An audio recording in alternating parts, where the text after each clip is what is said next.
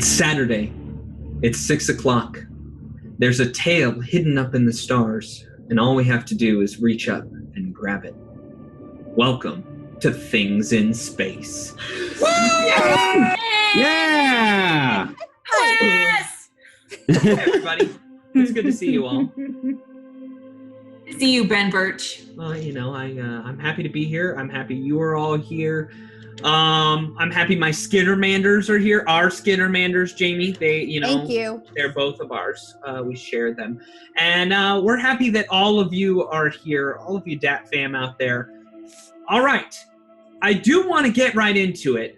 There is something important that that must be said before that happens. So here is a pre-recorded video of myself.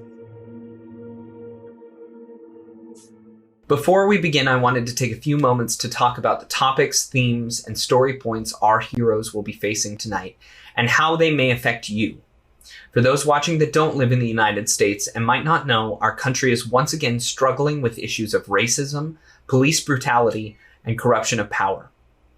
Over the course of our existence, we at the Dragons and Things Network have done our best to provide a safe outlet to escape the pains and strife of the real world by coming together through game, story, and community.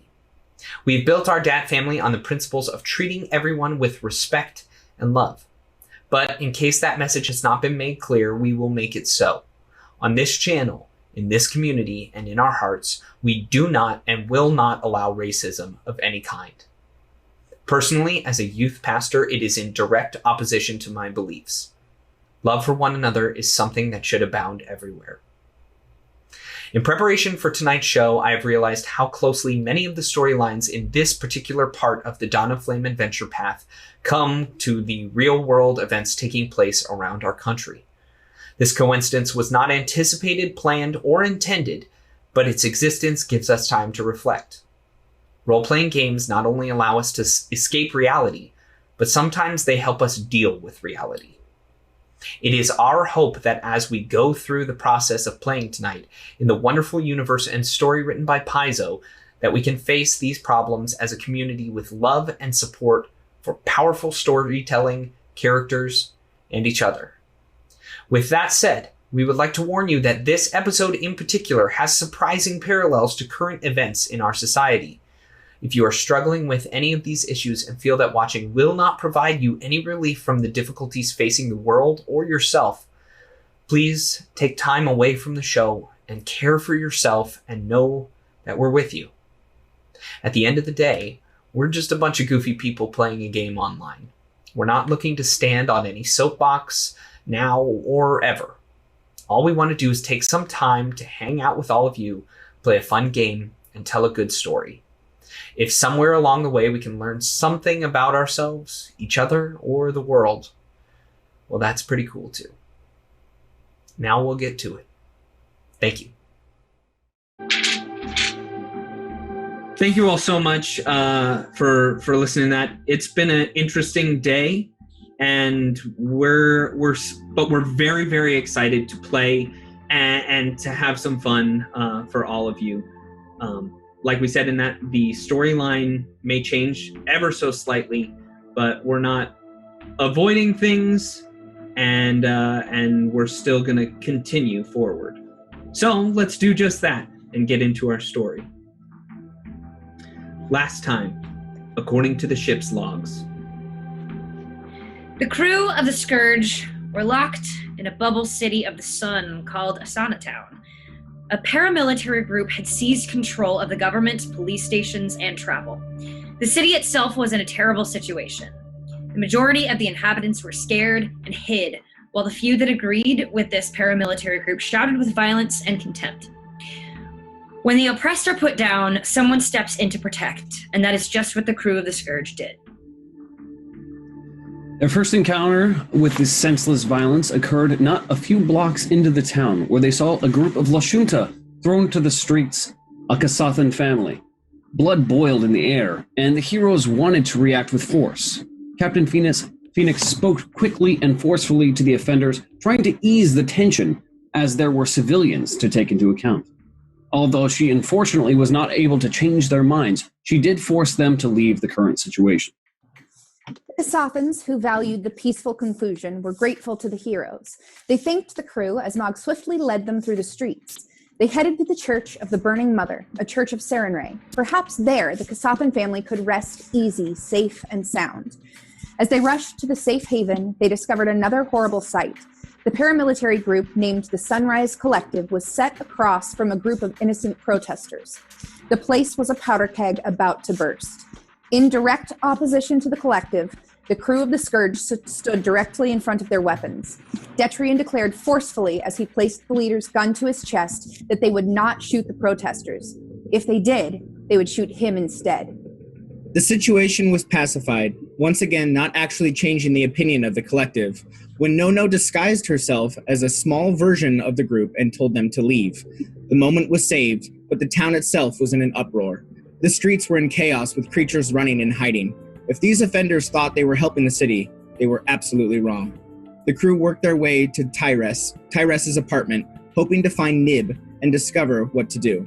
As they entered, Nib was nowhere to be found, but a message indicated that she was being held at Checkpoint Labu. As they stepped in the street with the goal of rescuing Nib, the heroes ran across familiar faces.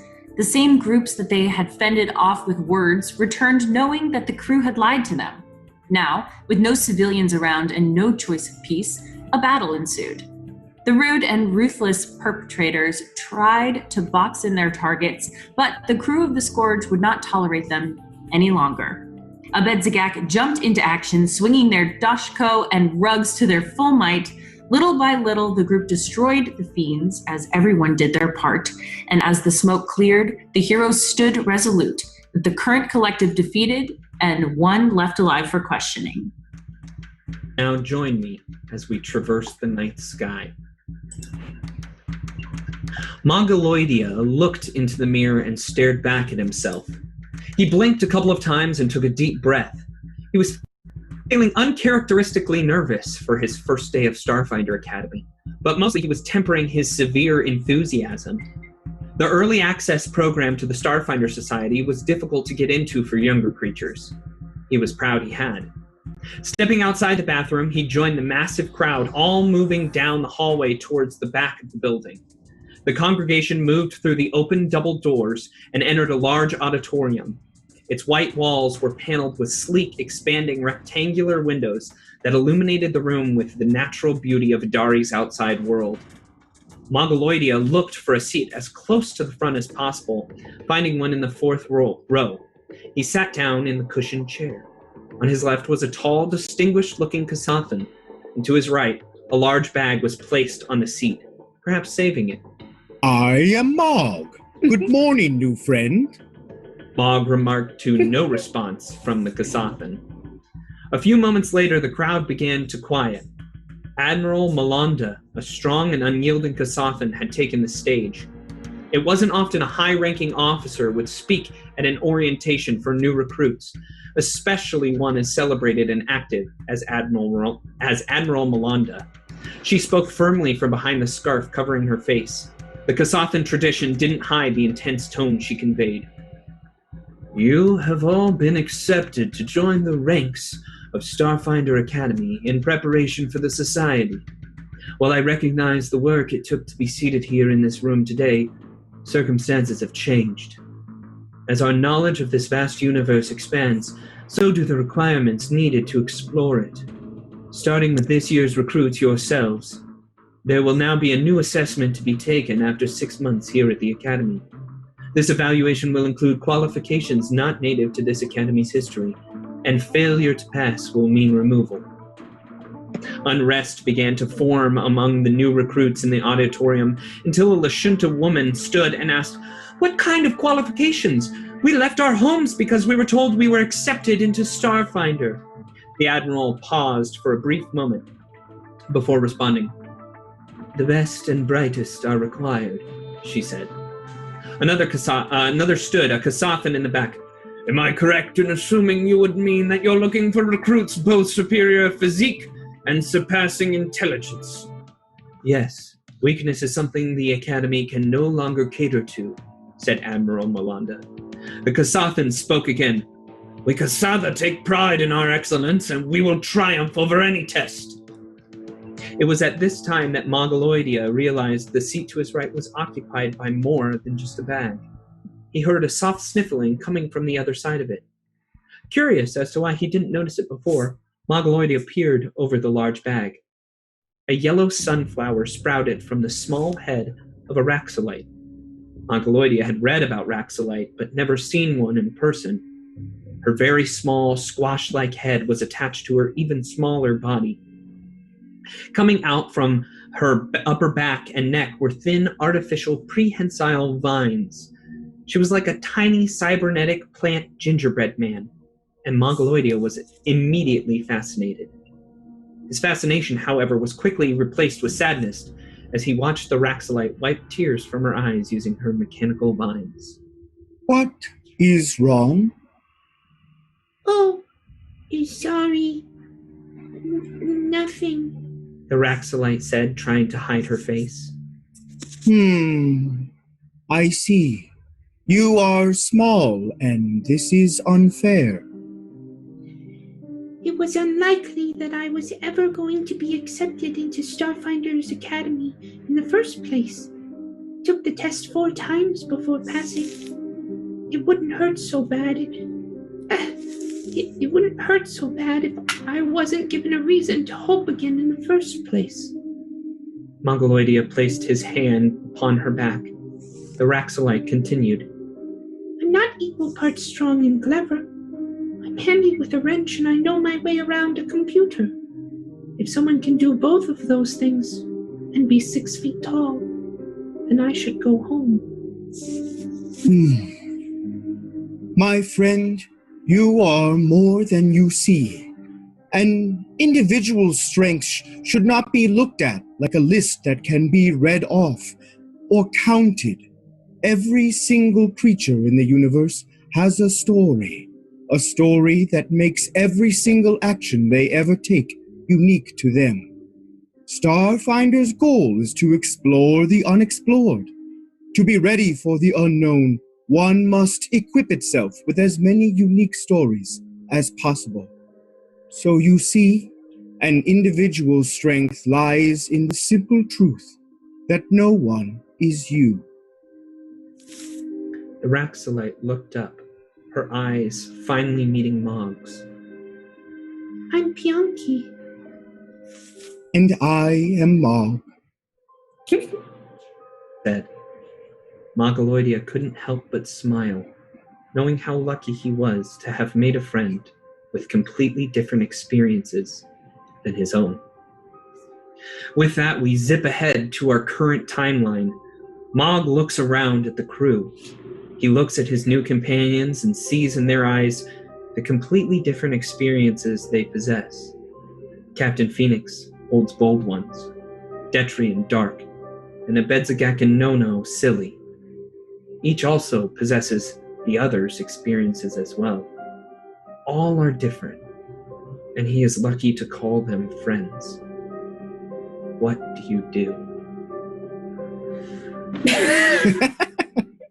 Take a moment and applaud Sam for that amazing backstory. Yes, Sam. Woo! Why don't we read comments? I'm sorry, I'm literally weeping.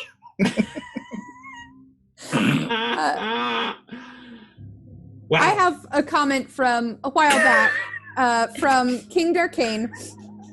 I want to see someone playing a contemplative.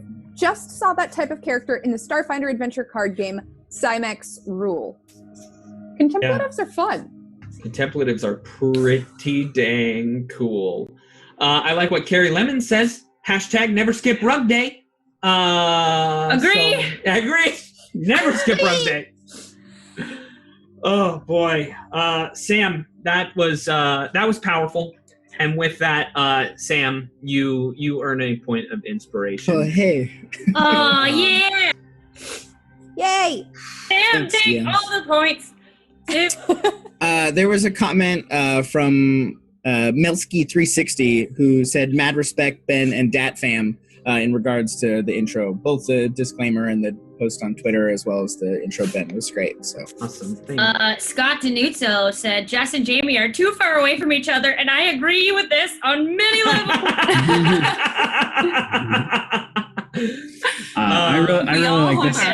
I really like this comment from Crossbones. For the first time since Things in Space has started, I will be teaming up with the party to make sure bad things don't happen. What? No, I need Yes. help too. I need love too. No, you don't. You have enough. Sharnod says, I feel like I'm the only person who hasn't heard of a Skittermander. All right, well, Skittermanders, they came out with the first Alien Archive, and they were immediately loved by everyone because the whole history of Skittermanders is that they had this planet, and then Vesks like a Bedzagak, these big brutish lizards came in and they said, we're going to take over the planet. But Skittermanders are always taught to be extremely helpful. So they just helped the Vesks take over their planet. And because the Vesks were, a big militaristic group, they were very confused by all of this. And so they ended up forming a bond between the two species. But it's just because the Skittermanders are so nice and so helpful. They have 6 arms and 2 legs. 6 arms and 2 legs. So useful. There's 3 of them behind you, Ben. There are. We have been given a $46 donation from Crossbones. Seeing as I made a promise to not harm Katie this week, stim packs for everyone. Yeah. 1 anesthetic dart and for Katie, and 1 med AI for Mog. Oh, thanks. So that's from CXB coming in hot right there. Saving more for next week when it's okay to just come down really hard on the I like $46. It's a very specific number. Sorry, go ahead. Go ahead, Jamie. I was just going to read our new follows. Ulrich219, Detritus B, Alex Chilver, and JJ Lucker. Thank you guys for the follows. Thank you. And we've had subs from Abysslin has resubscribed. Twice Park 16 gifted to Malcolm Mama 15, and Malcolm Mama 15 gifted to Bratillo. QWERTY 76, and QWERTY 76 gifted to Prisoner 3076. And we've been cheered by Delirious 2019. All right. Thank you. Are we ready to get into this? Yes. Oh, yeah. All right. Yeah. What do? You've just defeated a whole bunch of these people, these Lashunta, that came down hard on you. You have 1 that is still living. The rest of them, There's two still living, actually. Oh, I'm sorry. There are 2 still living. One got knocked out by the rug, and then I knocked the other guy out. I mean, that rug just knocked him to the floor for sure. Told you it would come in helpful. So, what's the plan here? What are we doing? Well, I'd like to drag both of our unconscious friends and make sure that they're tied up and just put them against the wall and crouch down in front of them and just kind of slap them a little bit, wake them up. Yeah. And they both kind of, hey, wait a minute. Oh. Hi, guys. Yeah. What's up? Yeah, you lost. So, looking around at the rest of the group, it's information? And you see they start to struggle with their they're trying to break free of the rope. What I'm going to do is I'm going to pull the pin on a grenade and set it directly between them and be with the handle facing one guy and the grenade against the other guy and just be yeah, keep struggling. Oh, how many grenades do you have? 9. Ask you this question. I have 9 grenades. You have 9 grenades? Yeah. Oh, by the way, I wouldn't show them this, but it's a flash grenade just in case they do move aside. It's not a frag. All right, so I'm just going to sit there and be so who wants to talk first? And just kind of look back and forth between the 2 of them. I'm not going to say anything to you, says the one guy says, and the other one goes, well, the one who talks gets to stand up and leave. So I get to stand up and leave? I mean, here's the thing. I'm going to pull that person away and around this corner. The other one gets to sit here with this lovely grenade. So, But okay. What do you want to know? Well, I mean, I'll tell you everything. okay, good. That's a smart one. I mean, all I know, every little bit. My social security number is 192947 semicolon 999994 And 011. Detrian is actually writing this down. They're longer in the future. Yeah, They are. there's quite a few people. Semicolons? They do have semicolons. That's a big point of. It was a big point of contention. At Absalom Station was the introduction of the semicolon, but it was necessary. What's the purpose of the semicolon? The semicolon is to represent a break in time that cannot be identified with years, and so they identify the milliseconds. So. Duh. Okay. That's good to know. The It's good to know. semicolon identifies the amount of time that they have spent on Absalom Station in milliseconds. And it just continues to grow. Sick So wait, improv bit. Well done. your social security number continually changes if you're on Absalom Station? Yeah, you gotta learn it real well. You gotta keep a watch. It's like, I was gonna say, it's digitally on their watch. So yeah, I mean, you just happens. scan it. and It's then- ever evolving. It's more secure that way. Oh, my brain. Jamie. I can't take it already. Okay. It looks like we already have 2 BBBBs that have come in. This one from Malcolm Mama 15 to Detrian, of course. And then Crossbones became me? BBBB For me? for a Bedzagat. Oh. Ooh. Heck yeah. No, GMs need love too, everybody. You have plenty. Yeah, I think you've gotten plenty. Stop it. All right. So yeah, this guy's willing to talk. I Okay, guess. cool. All right, so I'm gonna leave them just together there, but I'm gonna grab the grenade out and put the pin back in for now. I'd be like, this will change if you stop talking. And I just kind of like look to Phoenix, and you guys got any questions, or should I just take care of this one? Oh, I think you can handle it. But All right. Detrian, please don't kill him unless you have to. Oh, I won't make a mess. I mean, somebody's gonna have to clean it up. Oh, And I it's can- not the mess I'm worried about. Oh, that would just be rude, though. These guys don't matter too much, but somebody's gonna have to clean these streets up. And I kind of just look back to him like that. Yeah. All right, so, and I grab a data pad out and be like, so I want you to mark down troop positions and a way to potentially contact your leader, please. And yeah, I will free one hand, but I'm gonna stand on one of his legs just so he can't get up and move. Okay. And I'm going to be standing next to Detrian, just kind of like super casual with my arms crossed, just like watching this all unfold. Nice. He starts writing down notes. He goes, "Okay, well, we were supposed to take people to Checkpoint Labu, and we're kind of broken up into sections. Like we're one of the city people. We're supposed to." He's motioning with one arm. Sorry. We're one of the city people, and we're supposed to collect up all of our assignments up here, and then we bring them to Checkpoint Labu, and I don't really know what happens, but yeah, that's it. And then Where are they taking everyone? well, they're taking them to Checkpoint Labu. That's what I know. Do you have a contact there? I mean, I don't personally go down, but I do know that I do know that there are people down there. My friend, his name's Hogarth, probably. Hogarth probably is down there.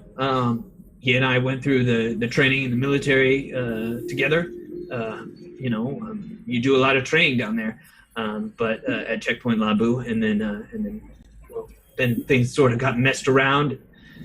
But now we're here, and we're here for the betterment of the people. So do whatever you're gonna do, I guess. That's not really what it seemed like to us. Betterment of the people would include all of the people. And I'm just going to pull out my pistol and be like, all of the information you just told me better be true. Because we'll know exactly where to find you. Oh, you could verify it with Hogarth. His name's Hogarth, probably. That's his name? His last name's probably? His last name is probably. Yeah. I'm going to put my hand on Dentarian's gun and kind of lower the gun down. And I'm going to say, look, are we going to get there and be forced to face numerous of you? In fact, what is your name? Cardi. What is that? Cardi. Cardi. Yeah. I think I've heard of you. Is your last name B? Yeah. I would like to roll. Do I have sense motive? Actually, you know what? No. What I'm going to do is I'm going to look at him and I'm going to say, I'm going to go to Checkpoint Labu and I'm going to ask them about you and see if they know anyone by the name of Cardi. Yeah, it's Sergeant Cardi B. That better be your real name. Yeah, it is. And this over here is Private Jay-Z.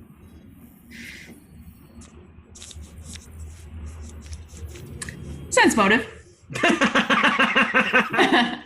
You want to use one of your stims? That was a nat one. It's fine. I'm going to do it too. All right, do you want to use any of your stims? No, I'm okay. You've got so many of them. I know I do. It's great. He's got a nat 20 just sitting there. Sense motive. So that is actually a dirty 20. Oh, well, you're unsure. They're kind of hard to tell. You see that they do have this ability, it seems, to communicate telepathically. They might be speaking to each other without you even knowing. Okay. But I would be able to sense that or know that? I mean, you wouldn't be able to, you would know. You've seen enough Lashunta around here, both good and bad, that you know that they have psychic connections. There was the one street preacher. She was in the park talking to Abedzagak about how this sense of doom was pervading in her mind. So you get this feeling that they can all talk to each other. Okay. I'm gonna knock the one out. Knock out the one who was not cooperating. That's Jay-Z. Okay, I'm gonna knock Jay-Z out. Jay-Z. You knock Jay-Z out? I'm gonna knock Jay-Z out. That's great. Yeah, one hit wonder. You knock Jay-Z out. And out of curiosity, do I have a used med AI on me still? I mean, you have patches. You have patches. He's up there in the thing, so you can come down and bring patches down. Okay. I would, if I can, I would like to grab one of the. Actually, no. I'll grab a used stim pack. Okay. And I'm going to fiddle around with it, and then I'm going to attach it to his back, and then pull out my data pad and be like, "This is a remote detonating charge. If any of the information is not correct, I'm going to activate it." Okay, roll a bluff check. Because these guys, they're military. Sort of. Okay. Mm-hmm. That's it's an 11. Well, you tell me if you want to use your stims. I'm trying to get rid of them, all right? All right, I rolled a 2 on the die, so he's like, "Oh, whoa! You're smart! That's a detonator on my back! Better watch out, Jay-Z. Cardi B is about to explode." And I'll use do I God, no. I would like to use something to latch them both together. It's like, so they can get away. I can't, Ben. I can't with you right now. Ben's really enjoying this. Yeah, I Coming know. so easily. I know. Oh boy. You do have a set of manacles that you found, like these. All right. You know, you could manacle them together. Yeah, so I'm gonna attach their ankles together. Hey, Ben. Mm-hmm. While Detrian is doing this, I would like to turn around and I'm going to look over my shoulder to Detrian and say, well, if they don't feel like talking, perhaps one of their friends will.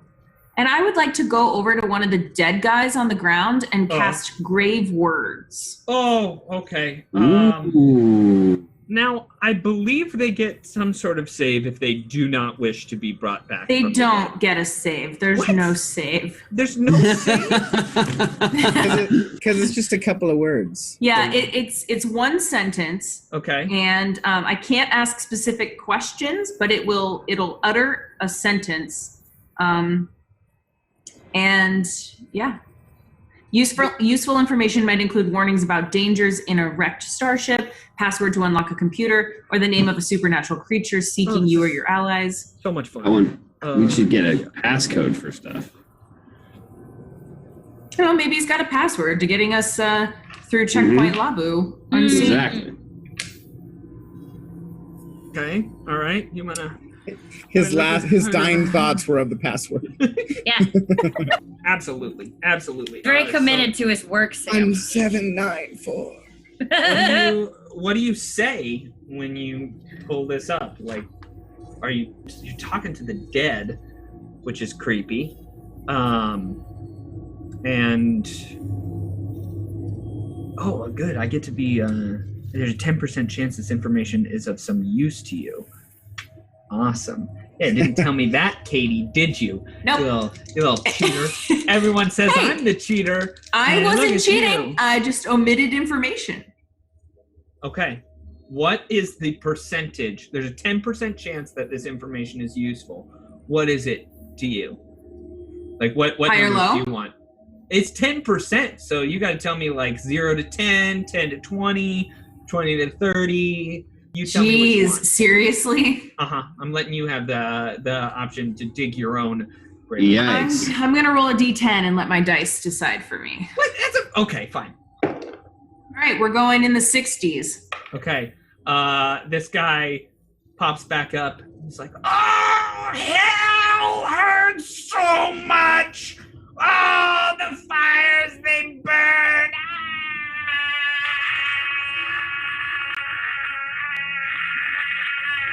Will you make him shut up?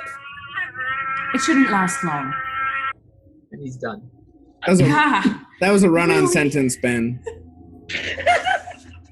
It didn't say that it didn't say that I needed to be coherent. So technically, it continues for 1 minute. Oh. But hang on, Ben. Hang on. I get a new percentage per round. Per Technically. round? Oh so my gosh. every 6 seconds, I can be hoping he'll tell me something of use. All so right. you can. So for a whole minute, and you want You in can the just range tell of us something. 60. You want in the range of 60, right? Sure. Or you could just give us some information. I'm rolling for an entire minute here. And if he screams one word of useful information, you'll be lucky. All right? I'm rolling in the 90s right now. So I'm almost Great. done. Don't worry. I There's changed only it to 90s. 2 more rolls. You change it to the 90s. Now I rolled a 60-something. I was joking. I don't change it. You know what? Since it is a pure 100, I will give you one piece of information. He starts screaming over and over and over again. You see that he's just, he must be in immense pain wherever his soul is. And you see that he says a word. It's actually a word that you have heard before. It is, once I find it, where is it? Sunspots. Technically, the information should be a sentence, but that works too. The password is Sunspot. Great! So 1794. So basically, after I think I would have been crouching, next to his body for a whole minute as he's just screaming in agonizing pain, and then has said this word. I'm gonna stand up very calmly, turn around to the guys who are with Detrian and say, Cardi B and Jay-Z. Yeah. And I'm just gonna be like, you're next. Uh-huh. Okay, we're gonna change our lives around right now. Probably a good plan. Yeah, and then I'll knock him out. Okay. They are both unconscious. I'm sorry. This is such a good comment from Scott Denuso. He goes, the password is my social security number, which changes. Oh, that's good. That's a good one. Okay, so I'm going to say to Detrian, they're not worth it. Let's go. We have to move. Tie them up, kill them. I don't care, but we have to get moving. Aw, they're not armed. I can't kill them like this. But it was fun to hit them. I agree with you, and I'm glad you can roll you a sense agree. motive on if you think that they're actually going to change their lives around. Oh, okay. Sure. An 8. 18.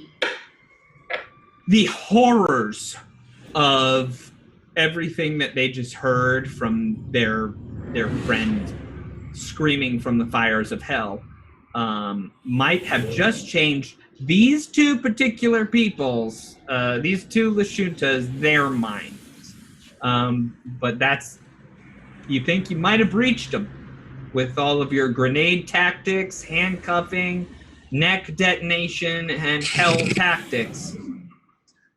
You got to two of them. I think we taught them a valuable lesson here today. We have to keep moving. We have to go. Yes, we must find Nib. After you, Captain.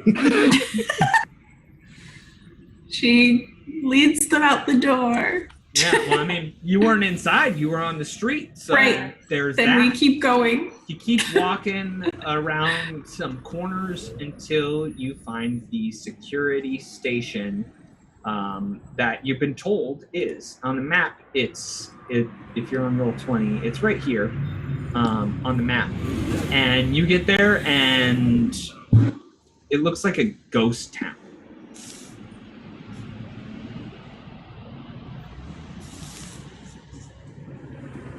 Perception check. Is that okay? Yeah, go for it. Okay, sorry. You're definitely allowed to perceive things. That's going to be a 16. 16. You see, it's got mostly glass windows, and you see that there's a little blue hair that's popping up behind the countertop, and but you don't see anything else besides that blue hair. So I'll look over at Detrian, kind of do one of those like stop movements, and just point over to where the blue hair is coming from. Right. It's just like it's behind the front desk, and it's kind of bobbing back and forth. It's very thin, but. Do we still have? Oh no! Did we leave the girlfriend behind? Yeah. Yes. Okay. Tyrese, Okay. you left Tyrese behind. Did we remember to ask her how to get to Checkpoint Labu, or we? Yeah, she okay. pointed you to this security station. Oh, okay, great. Okay, just making sure. I would like to draw my pistol and then run up and slide over the counter and just. It's a glass building. Oh, okay. So it's got a glass front, and if you go up to the door is locked. Okay, I thought we were already like trying to enter. Okay, well, never mind. So we see this blue hair inside the building? Yeah, because it's got a glass. Got it. Okay. A glass front and a glass door. But yeah. And who did we agree to give the armor to? No had armor that changed your That was me. appearance. Okay. Yes, Detrian. gave it to Detrian. So am I still He's still disguised as one of the other soldiers? It's up to you. I give you full permission to be whatever you want to look like. I probably wouldn't be switching until we were closer to the checkpoint. Okay. Is there a data pad or some way to enter a password near the store? I mean, yeah. Well, you I can would knock like on to the- go oh. enter Sunspot into the So you go enter Sunspots into the data pad on the security station, and it goes, and then you all see very quickly a flame Dashko just rise up behind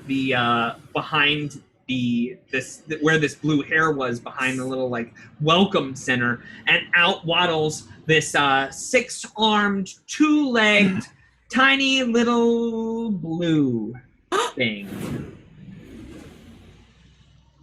Can I wave at it? I want to wave at it. And it knocks on the window, and with one of its 6 paws, and it's got its flaming Dashko, and it goes.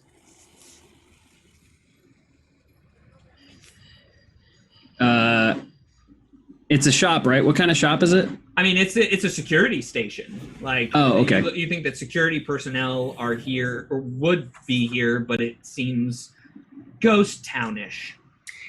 Do we have to go through here to get to the checkpoint? You have no idea. Okay. Can I cast telepathic message on the Skittermander? Sure.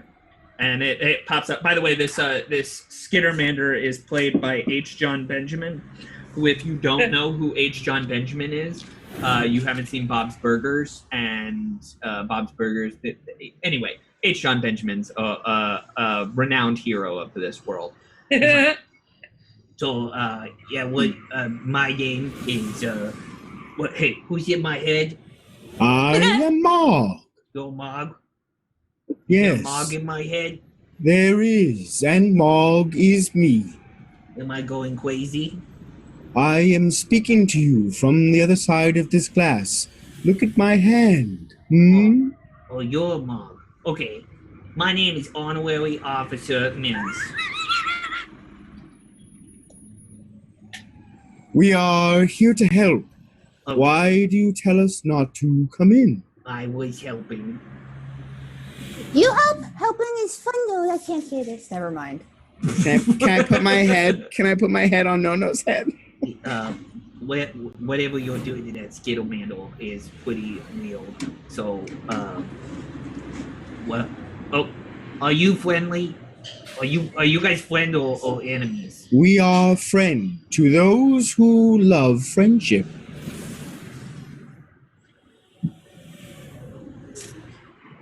Oh, I think it will probably be better if I open the door. yes, I think so too. So, Honorary Officer Mims goes, puts in a passcode on the side, and opens the door to another comment break! Oh, yay! Willow Ridley, Jess is losing it. That is accurate. Lucas Martinez says, "Does he have a hat? I need him to have a hat." Bladadin says, at the DAT Network, your shows on YouTube are a lifesaver. So it looks like we have someone who found us through YouTube. Thank you so much for Awesome. being here. We really appreciate you catching a live show. Yay! Absolutely. Willow Ridley's talking about how I was so upset about you casting grave words on it, and that's probably the truth. Yeah, I was a little. So, Willow Ridley also has donated, which is really exciting. First, from the Queen of Horror to her honorary horror author, you need a med AI so we can both continue killing people. Yay! I assume that's Yay! yeah. And then Willow Ridley Thanks, Willow. also says, okay, so Zio isn't here to take care of her, so give Katie a med AI. I have to help my partner in crime keep his girl alive. oh, that's so nice. Thank you, Willow, and thank you, Zio as well. By proxy. We've had cheers from By Qwerty proxy. 76, Crossbones AE, Willow Ridley, and Delirious 2019. Thank you so much.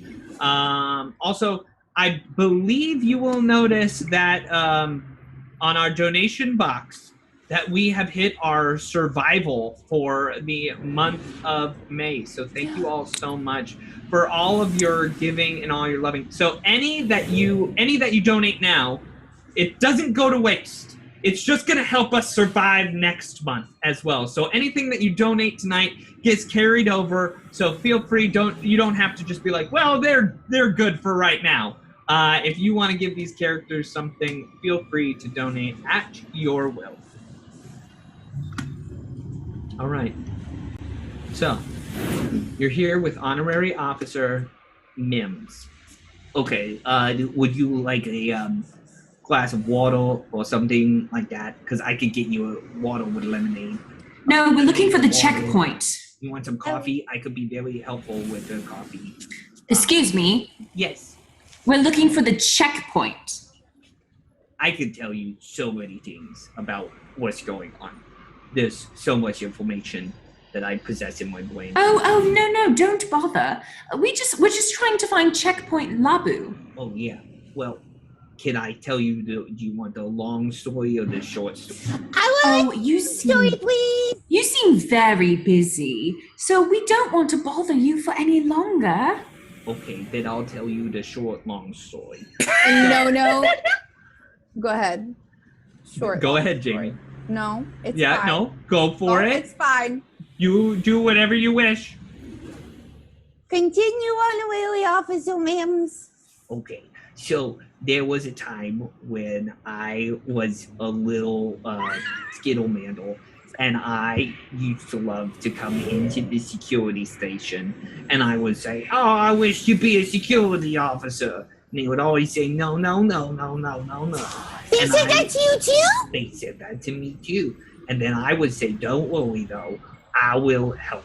And so I would help out. And then sooner rather than later, I got the job as the Honorary Officer Mims.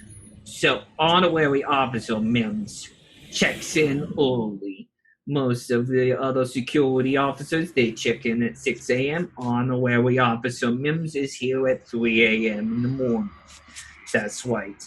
I'd like to be doing a perception check around the area while she's talking. Yeah, absolutely.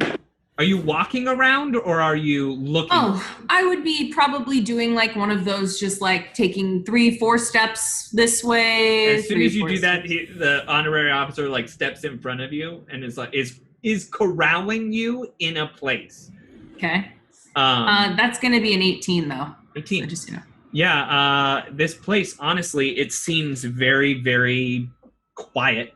You would think that there would be a lot of security running around here, especially with what's going on, but there just isn't. So anyway, I was coming into work this morning, and I saw that all this craziness was happening. Did you see that thing on the data pads and on the videos? So that happened. City went to lockdown, and then I saw these bad people. They looked like they were coming to try and take over this station. And I said, no way, not in my house. To Kembe Matumbo.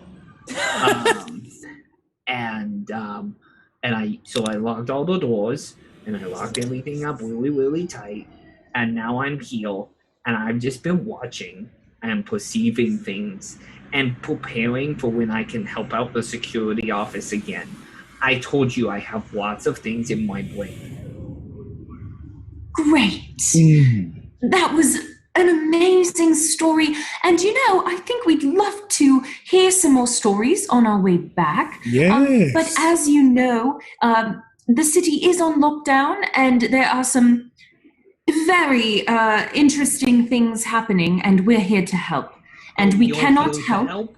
We're here to help. And if we cannot help, well, then I fear that we are just useless then. And we cannot be useless in a time like this. We must be helpful. So please, if you could point us in the direction for Checkpoint Labu. Well, Okay. Welcome to Checkpoint Labu. This is where you are. Where is Nib?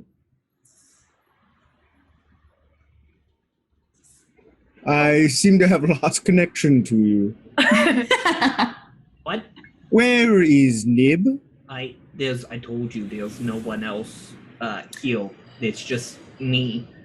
I locked down this place. But Do you know where they're taking the people?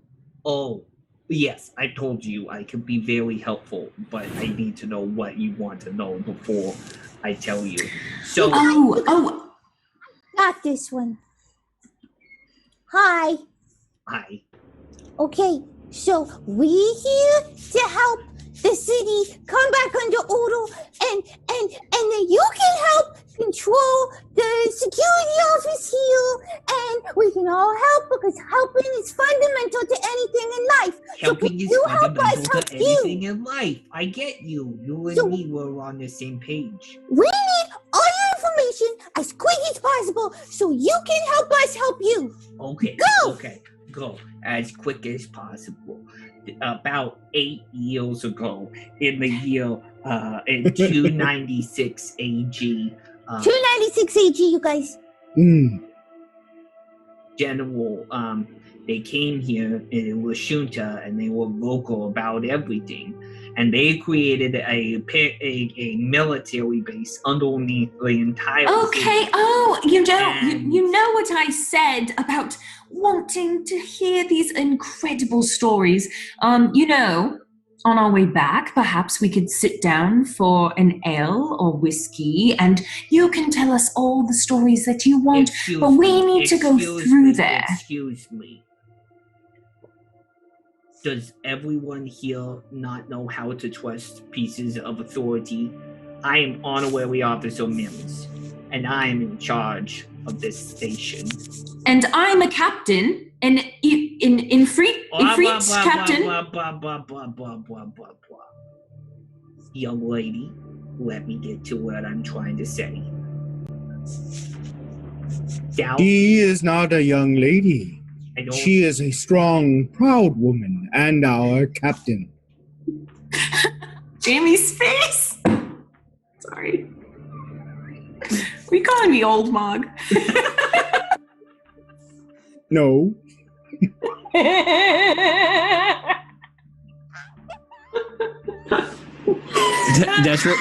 Detrian has to turn away because he's just like kind of smiling. Like Detrian kind of loves this character so much.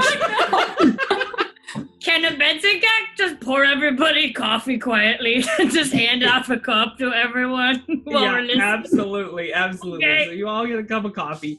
So Here you go. there was this General White, and they created this base underground in the Warrens. And so that was where the Asanatown military trained. Now, I can't say for certain, but I believe that what's going on is a branch of the military that has gone haywire. Do you know that there are shooters all over that feel like a sense of doom all the time? Could you imagine living That like that? must be awful. I know. I have a sense of helpfulness all the time, and I love it, but doom is bad. Okay, so underground base in the ruins. Why? How we get there? Well, you gotta go through the sewers, and actually there's a sewer right in front of us, right there. And if you go down there, that's Phoenix is already turned around and out the door. It's generally, when you're speaking to authority, my authorities have said that I should get more a thank you from people when they leave, and I give them information. So I've already left. Oh wait, Honorary Officer Mims, is there anything else you can tell us to help us before we go down in the sewers and go over to the underground base in the ruins? probably come with you if you wanted, but it would put obviously there's times that I have to spend uphill. And what if another group comes by and says they are looking for the bad guys too? I got it. And Nono's gonna pull out one of those wrecked data pads. Okay. And quickly, bite some wires, twist them together, push a few buttons, to attempt to make the data pad screen just read, "Gone, be back in 5," and attach it, hang it in the door. Okay. So, roll an engineering check. Absolutely.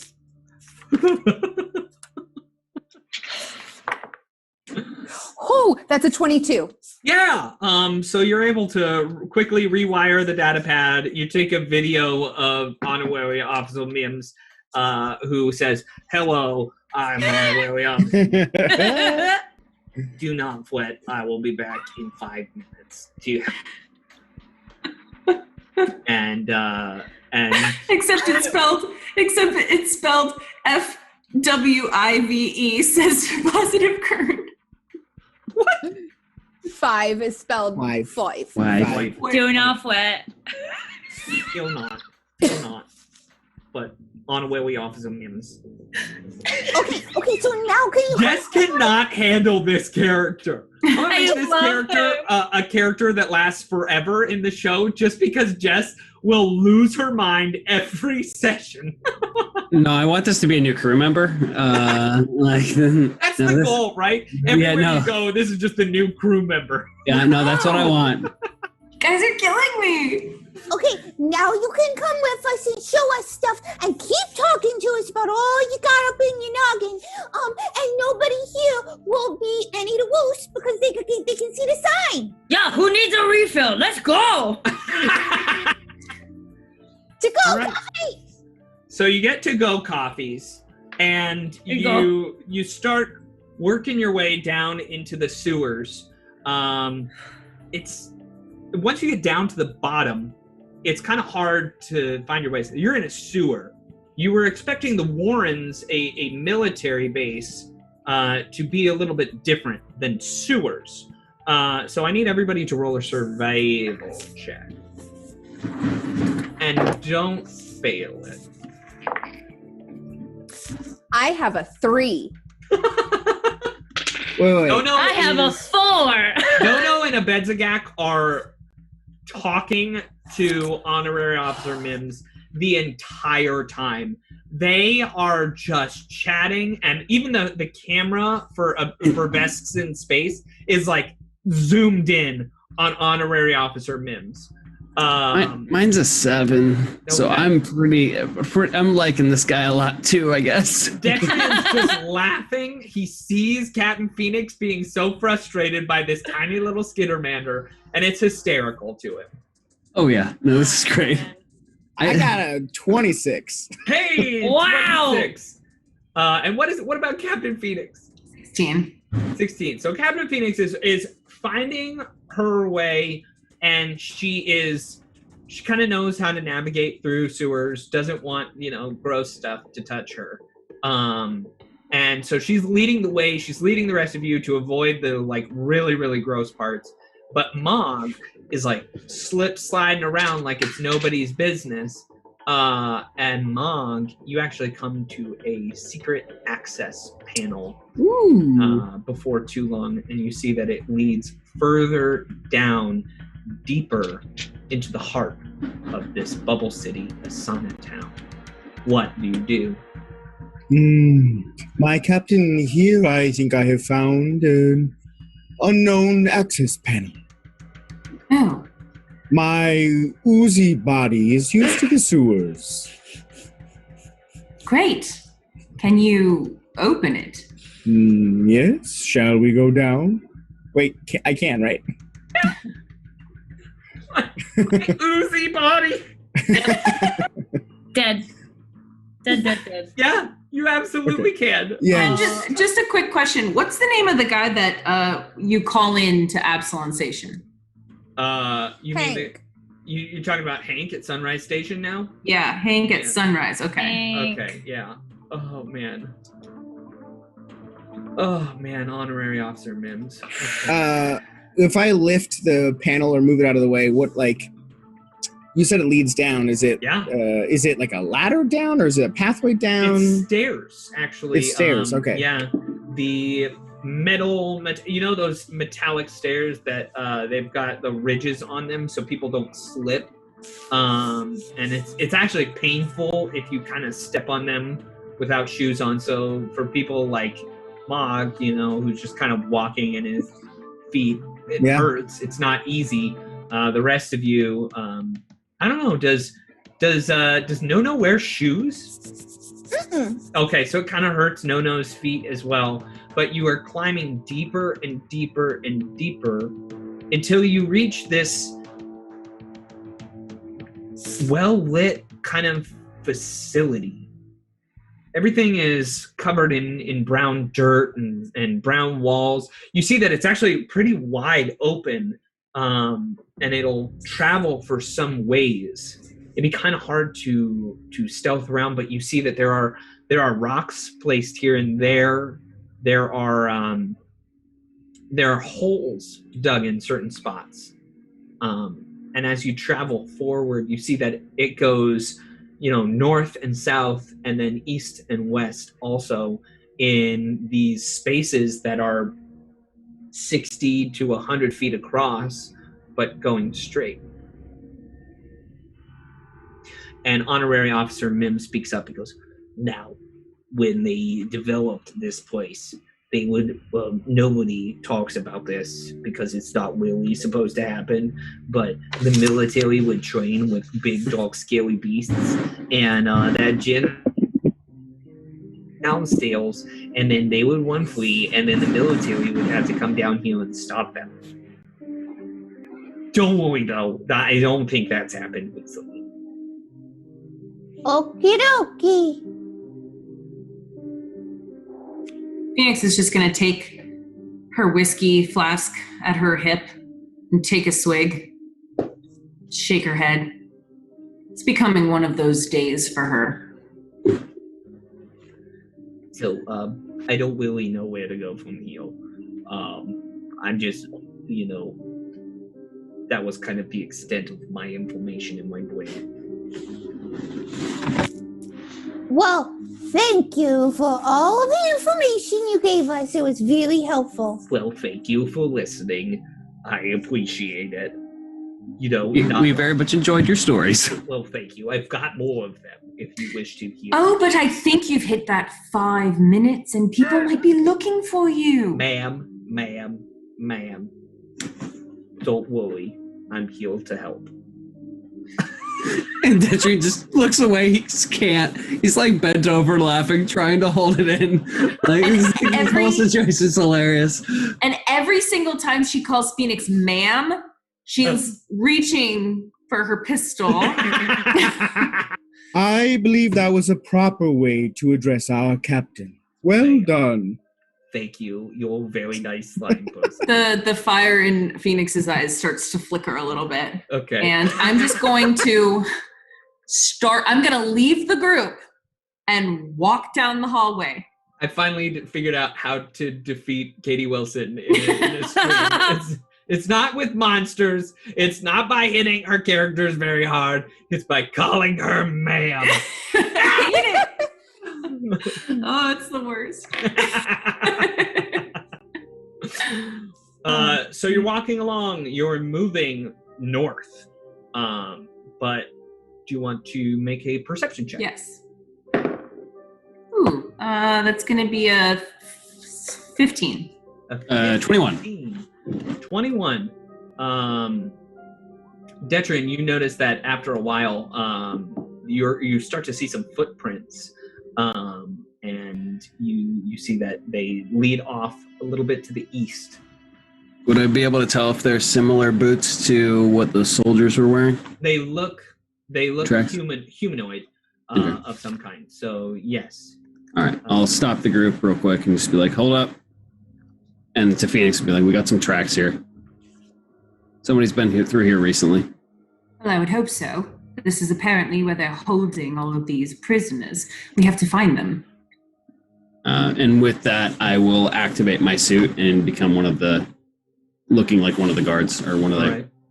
And before we go further, I will kind of turn to the group and in a way that hopefully announces to them with my body language that they need to listen for a second. And I'm going to say, look, we don't know what's down here, but we're about to find out. There could be monsters or there could be soldiers down here hiding or keeping these people. We need to either talk our way in or fight our way in. I hope we can talk and attempt to make them think we're on their side. But if it doesn't work, we're not holding back. Aye, aye. Yes, ma'am. Mog, Yes? it's Captain. Oh, Captain, Thank you. do you not enjoy She being just called turns ma'am? around and walks away. And Oh. and Detrian salutes and just goes, "Yes, ma'am." This body language has informed me of her preferences. Oh, Mog. I use Oh, my boy. I use my psychokinetic hand to pick up like something really, really light and chuck it at Detrian as he's All right. walking. Detrian, roll a reflex save. Okay. There is no Oh. save. Oh no. Well, it's 19, but There's no save. There's no save. You just smack him. Yes. Okay. I'm not so- trying to do damage. I'm trying to just hit him with something. into that, Detrian gets hit with it and just starts roaring, laughing because this is just the most hilarious situation to him. Oh man. All right.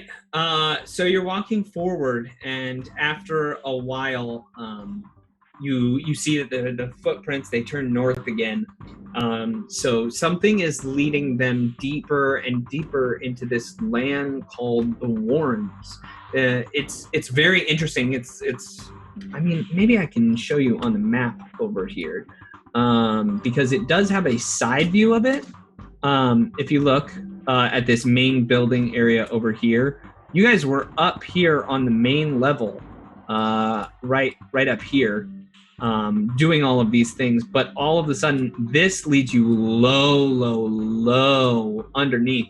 If you could see underneath you, you would see the blazing inferno of Madaris. You would see the sun, and you know that you're close to the edge of that bubble. Sorry, not bottle, that bubble. But in a brief moment's time, you find that you see a building in front of you. It kind of blends in with the background for a while. It blends in with the dusty brown kind of site, but it's there. What do you do?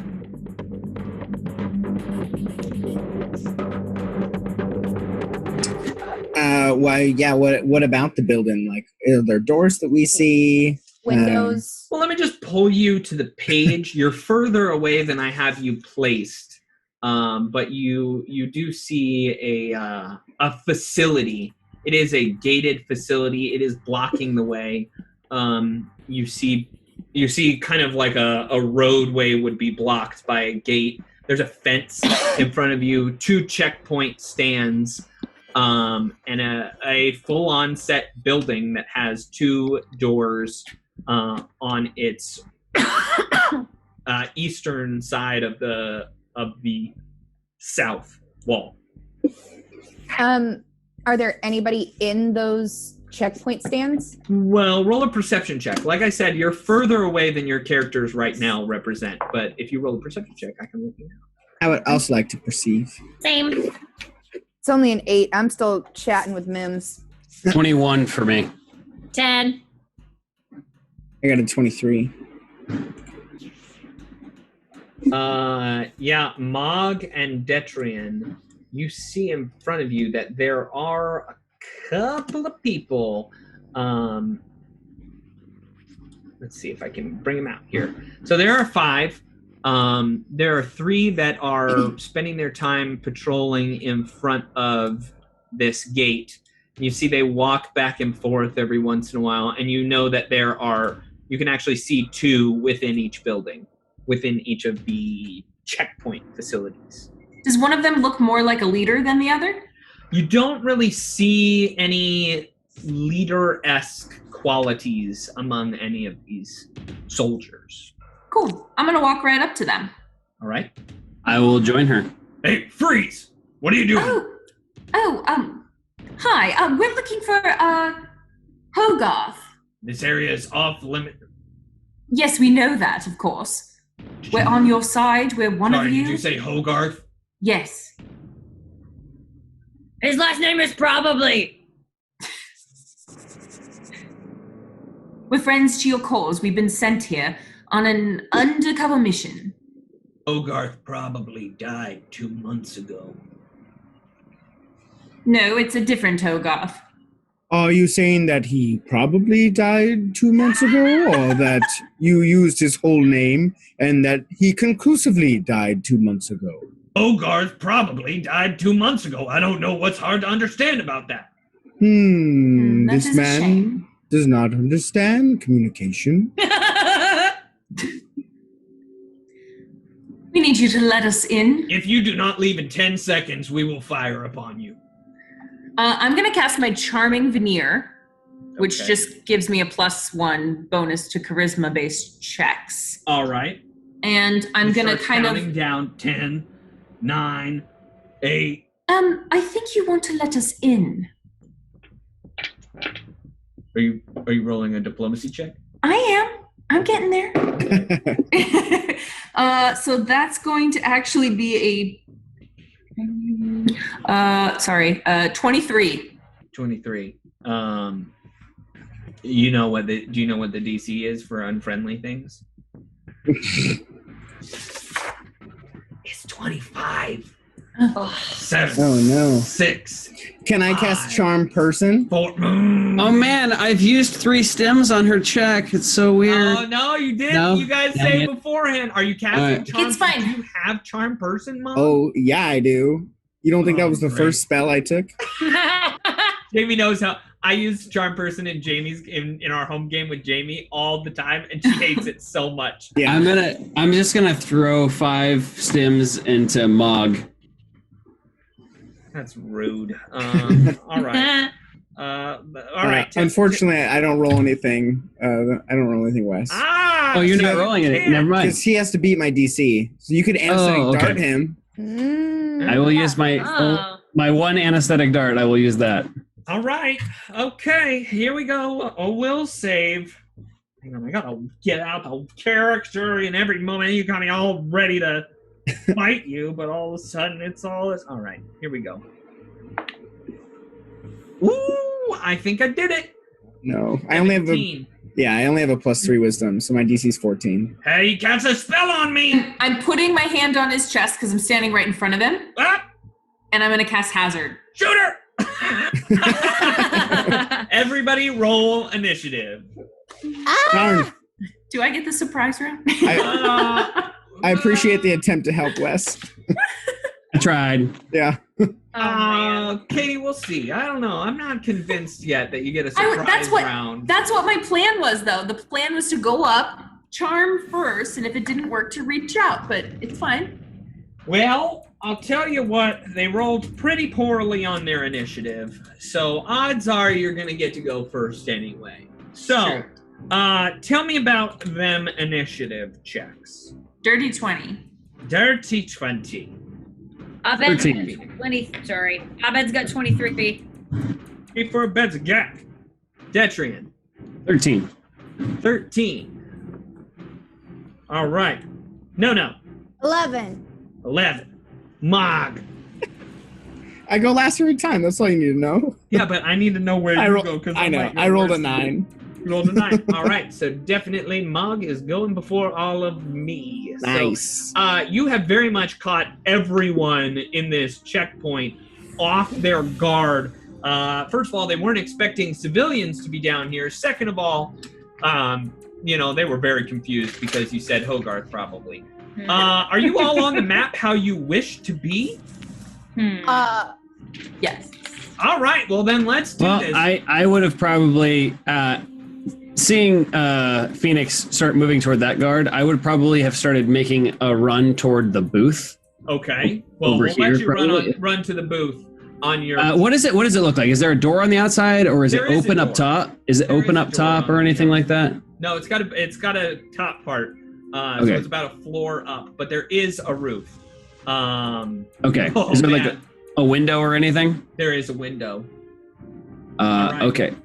Alright. It is a Bendigak's turn. Don't forget that you have your and you also have a stim pack, and also Crossbones AE CXB has given a BBBB to No. Hey! So, there you go. All right, what do you do? Oh boy. Well, seeing as I'm right next to Mog, I would like to rip out the rug and put it over his head. Okay. And then I just as protection. And then I'm gonna run up and get this guy right in front of me. What?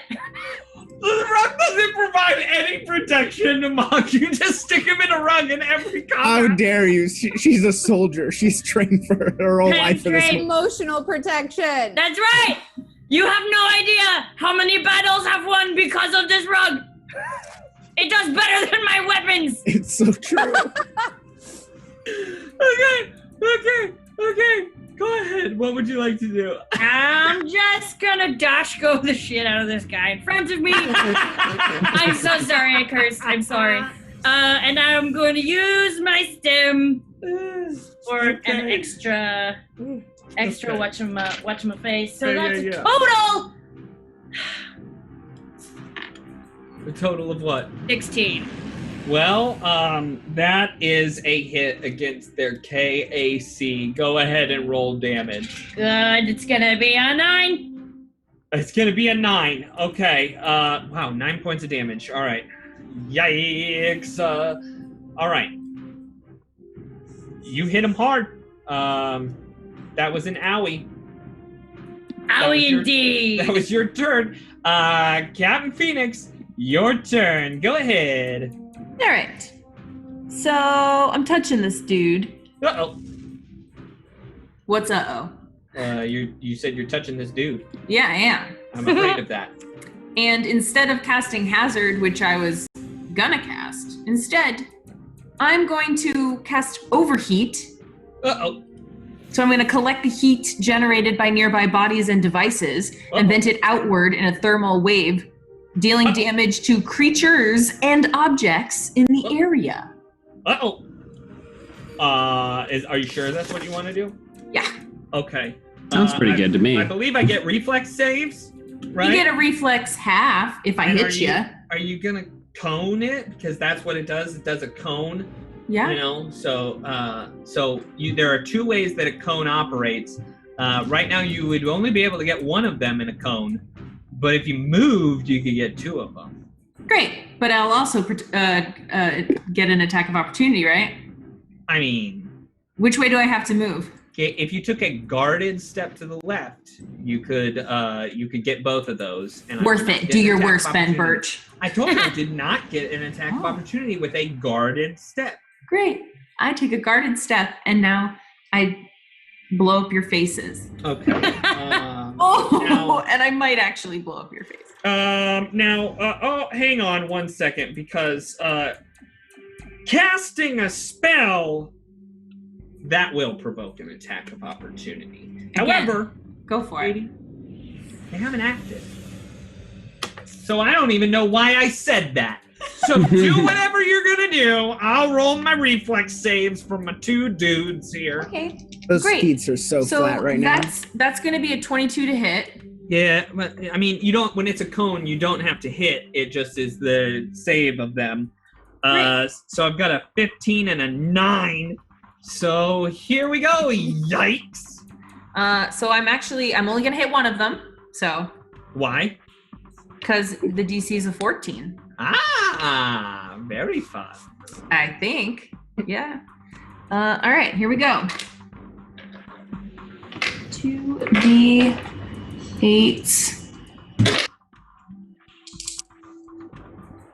Ooh, that's going to be 14 points of damage. All right, so one of them takes 7 points of damage as they jump out of the way, and then the one that you stepped away from was like, "Hey, where's she going? You should fire at her." And then he takes 14 points of damage. Yikes! All right, we move on. Detrian, it is your turn.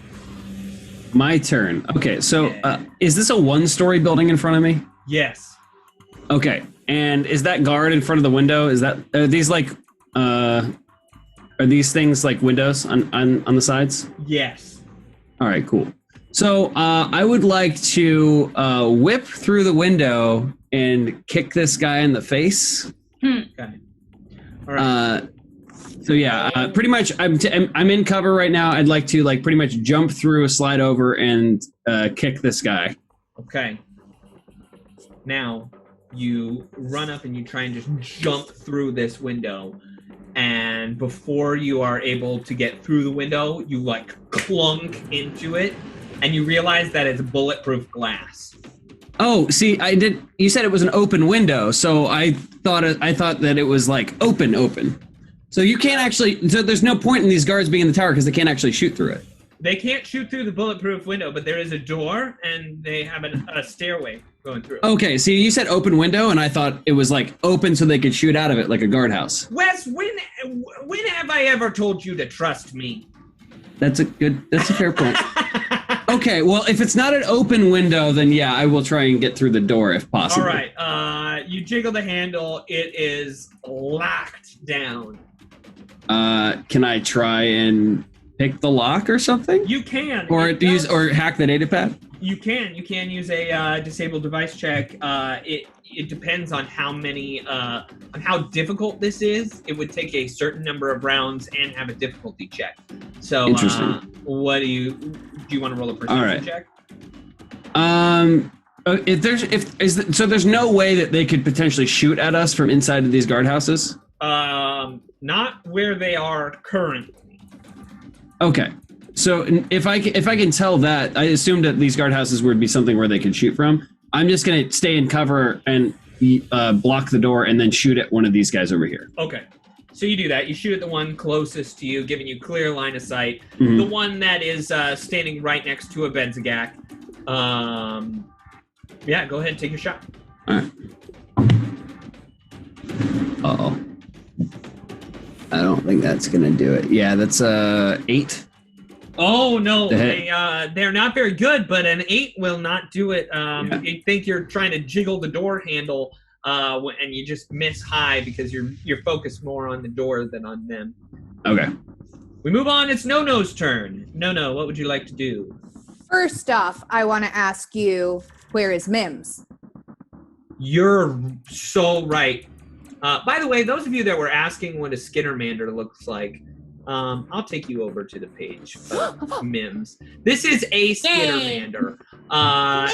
It is the one from the core rulebook. So that's what they look like with their 6 arms and their furry faces and their adorableness. So that's what you get. I'll pull on a Mims, an honorary officer Mims for you. You just tell me what you want to do. Well, I had to write down what I wanted to do so I didn't forget anything, because this turn might be epic. First off, I move by getting off of Scriff while drawing my knife and my pistol. Okay. My reaction is going to be to tell Mims to get on Scriff. Huh? Mims, get on Scriff. He'll take care of you. If you need to get out of there, he'll take you back. If you need to get up there and smack him in the face, he'll help you. Okay. Definitely okay. You can see that the to-go coffee has kicked in. Probably didn't need the to-go cup of coffee because, first off, No takes a shot at. Do I have a clean line of shot? At the middle guy here? Yeah, I'll give you a clean line of sight right there. Sorry. So No levels her pistol, and we'll take a shot. Okay. That is a 23. A 23 is a hit. Roll damage. 3 points of damage. You shoot your pistol and it just pierces into this guy. They were not ready for this quick action that is happening. Okay, so move, free, and standard. Like I said, that coffee has kicked in, and Skittermanders have an ability called Hyper, where they get to, once a day, take an extra move action. So with that extra move action, I'm going to move, that's Scriff, not me. I'm going to move right there. Okay. And take a little stabby with my BBBB. You're taking a little stabby? I have my knife out. All right, go for it. Nice. That coffee came into play. That tells me you're cheating a little bit. No, move, free, standard, extra move, and BBBB. I wrote it down so you couldn't argue with me on it. All right. But it's only an 11 with the stabby.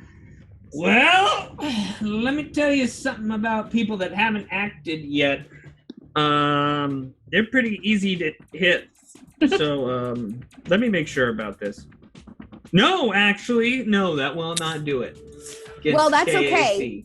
Because while Scriff is waiting for Mims to jump on, he's going to take a shot at the middle guy as well. Love it. Bring it on. Again? Oh, my goodness. You have so many things. He has a second action. Mechanics. Yeah. That is a 17. That's a hit.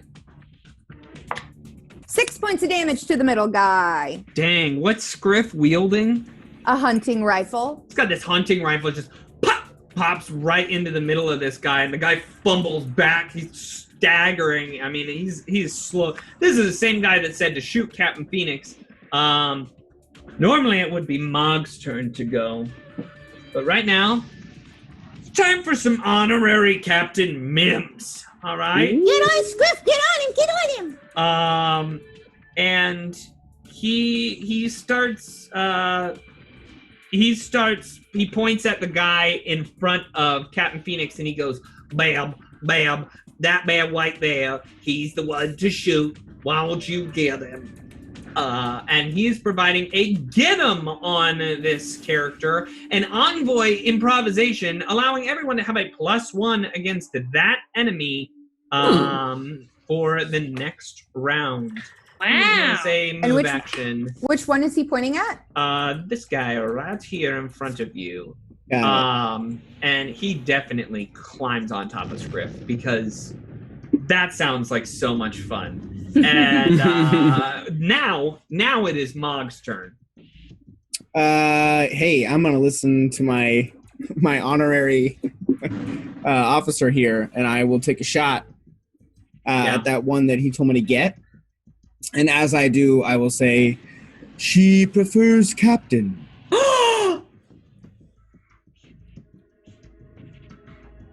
That's so good. I rolled a 9. A 9. Plus all whatever right. get him gives me. A +1, so a 10. Nice. Won't do it. But you hear that honorary officer Mims, he's kind of humming himself a tune. He's like, oh yeah, battle, I'm singing battle him, and he's just very happy. Yeah, the comments very are reminding us, Ben, about all of the rug situations, so I would like the bonus emotional support of the rug. I grant you no bonus. Okay. Boom. All right. You get 1 emotional support token for said rug. What do I do with it? I mean, like your arms pop up and you could shoot. Ben, haven't you tried a weighted blanket before? It definitely gives at least +2 emotional support. Dude. Right? All right. For the rest of the time that anyone is wearing a rug, they get +2 to their emotional support. Yes. All right. That sounds like will save to me. That means It sure means does. nothing, but you definitely get +2. I heard you loud and clear, Ben. Everyone, +2 to all will saves forever. Got it. Perfect. Only Writing if that you're down. wearing a rug. No, I will find more. And you're give forgetting all- about the aura of emotional support that All me right. having a rug on gives. Also, I'm going to make a rug into a cape. Oh, boy. I'm so done with all of you. You're all terrible. These guys in the front, they don't like you all, so they're all gonna guarded step back, and each one of them is gonna take a shot. There are 3 targets right in front, and so those 3. It doesn't targets, provoke an attack of opportunity at It's all? a guarded. Guarded. Guarded step. Uh-huh. Hey, also, So- what race are these guys? These are all Lashuntas. Okay, Actually, and everyone can see they've got Sunrise Collective, or a couple of them have the symbol of the brass dragons. Now, the one, they're just going to shoot at exactly who's right in front of them. So definitely one at Kevin Phoenix, one at Mog, but don't worry, you do have that +2 to emotional support, and one at Abedzagak. So here we go. All right, we got some numbers here. 19 against Captain Phoenix. Yeah, that'll hit. Against KAC, and this is a 18 against Mog, KAC. Oh, you hit. And then a good old natural 1 against Abedzagak. That definitely hits. So I'm going to pull out of the Critical Fumble deck a card. Now, we did have a bit of a discrepancy in my other game about how to use critical hit decks and critical fumble decks. Here is the ruling. If you would like to use a critical hit card, you can do so, but you have to choose so before knowing what the card says. If not, then you do the multiplier times 2 damage, and you don't get the extra effects of the card. However, on a critical fumble card, we will be using those. All right, so this is a kinetic shot. It says, my spleeny bits. Wow! All of a sudden, the gun just kind of like bursts in its hand, in this Lashunta's hand, and it ricochets and fires back into him. He shoots himself in the spleeny bits, and he moves 1 step down the Constitution poison track. What? That was an adventure. Yeah, that was real. That's real bad. That sounds like an Agent of Chaos. I mean, oh yes. Speaking of which, Wes, don't forget you do have that Agent of Chaos. Yes, I do. All right. So it takes 1 point of damage as he shoots himself in the spleeny bits. It ricochets off of the rug. Just amazing.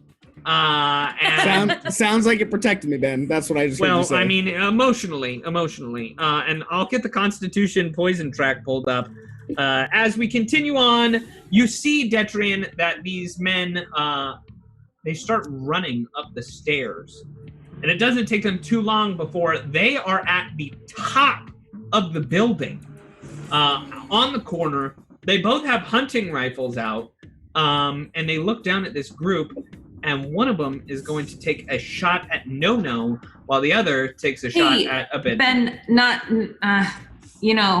Yeah. I love rules, but you didn't roll any damage for us. Yeah. You're right. Thank you for pointing that out. So that's Sorry. 7 points of damage for Captain Phoenix, and 1 point of damage for Mog. Woo! These two up at the top, they're going to shoot at No-No and Abedzagak. Well, the one on No-No is a natural 2, but I don't think I can get you on that one. The one on Abedzagak, that's a natty 19, and that is definitely going to hit as they shoot you for a total of 6 points of damage. Ow. We got you. I got you. Except I'd say it like- Now we move on. It is Abedzagak's turn. Well, I'm down. And now I'm upset, because now I'm in pain. Which is a great teacher.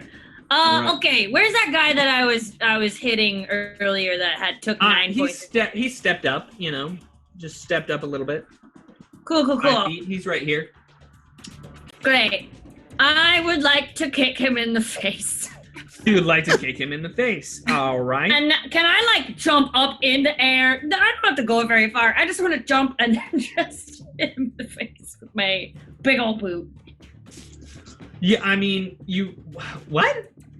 I want to jump in the air and kick him in the face with my big old boot. Okay, roll an attack roll. Thank you. Melee attack. Okay. This guy is now weakened. He takes a -2 penalty to Fortitude save, Constitution checks, and Constitution-based DCs Every time the victim fails a fortitude save against the poison, whether he succeeds or fails, he loses hit points as per the initial exposure. That was a lot of words. 14 is what I rolled. 14, you kick him. Roll a d4 plus strength. Okay. That's gonna be 5. 5 points, you kick him right in the face, and he's like, oh, my spleeny bits! Oh, my face! Yeah, you did good, kid. You gotta move up to him now. Great. I also have a BBB. Can I use it? How dare you? How dare you? All right, go for it. What are you gonna do? Can I do the same thing to the guy just adjacent in the corner to me? Yeah, you want to kick the other guy? Yeah, I do. Turning around, just kicking like crazy. Yeah. Absolutely. Great. That's gonna be a 7. No, that will not do it. So you do a spinning kick, and then the next one you're like, oh boy, that was not a good spinning kick. And I would like to turn to the camera and say, can't win them all. All right, I like it. Captain Phoenix, your turn. Yeah. You are now pinned down on the top by things shooting down at you. What are you going to do? Who's the guy I did full damage, or not full, but like 14 points of damage to? That'd be that poor man, that middle guy. Okay, I'm gonna aim at the middle guy, but I'm gonna first pull out my pistol, my Needler tactical pistol. All right. And I'm gonna attempt to shoot him with it. That's rude. It's not. It's great. Ooh, and that's gonna be a 17, 18, 19. Yeah, that's a hit. Roll your damage. Don't worry, it's not 14 points of damage. But hold on, let me just check my bonuses because you my said that like it was 14 points of damage. I really No, don't want it to be. I said, don't worry, it's not even close to that. Okay. I was seeing if I had a light 'em up, which deals an extra d6, but I don't. Bummer. Okay. Oh, but I do max damage to him. Oh, how many points is that? 4. 4 points of damage. That's enough as you shoot this man with a needle in his face. He is dead. Yes! Congratulations, you've killed him. Would you like to move anywhere? Actually, yes. But is my move action pulling out my pistol? Yes, it is. Thank you for the rules. Boom! We move on, Detrian, it's your turn. You see that the guy that was in the building has leapt and gone upstairs. All right. How high up is the top floor? It's one story, so So it's 10 10 feet. Okay. So I would like to move around to the side of the building over here, and I would like to run up and pull myself up top. So you just take a running start and kind of get your legs so that you're moving up to the top. Roll an acrobatics check. You got it. 18. 18, yeah. Yeah, with a running start, you're able to jump your way up. You kind of kick, and pull yourself up to the top. Now you're up there with the guy. That's going to take all of your actions, climbing all up there. But could I potentially stealth when I get up there, trying to sneak? Yeah. Roll a stealth.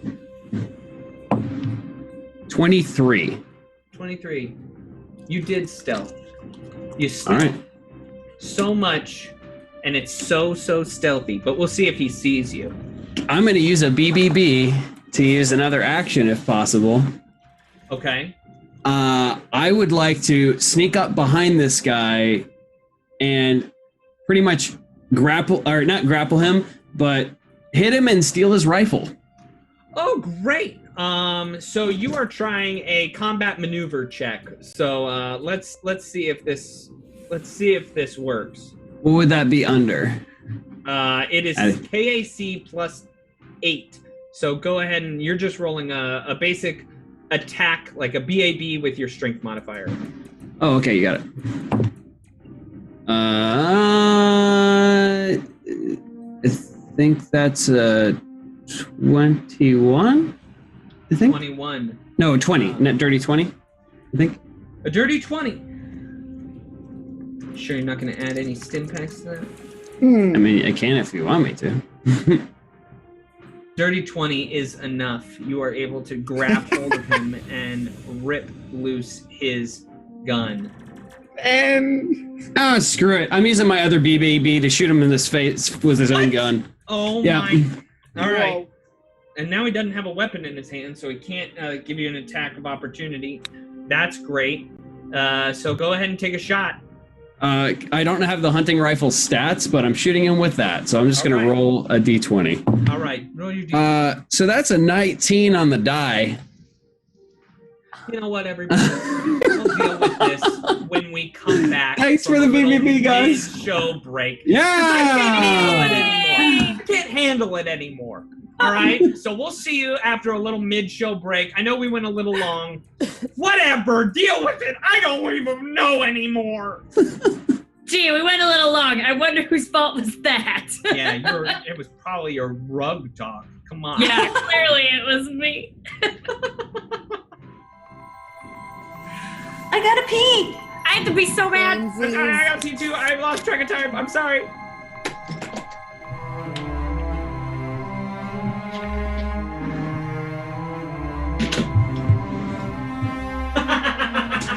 Apparently all the mics are on. Hey Adam, I'm gonna do my Twitter promo for the Dragons and Things Network. I was thinking that I would just hold out my hand and you'll put the rotating Twitter handle at the Dat Network, and then like change the background so that I'm sitting in like a dungeon, and maybe put like some glowing light magic around my head. Here, I'll shoot a plate real quick for you. I want the camera. I'll redo, or you can fix it.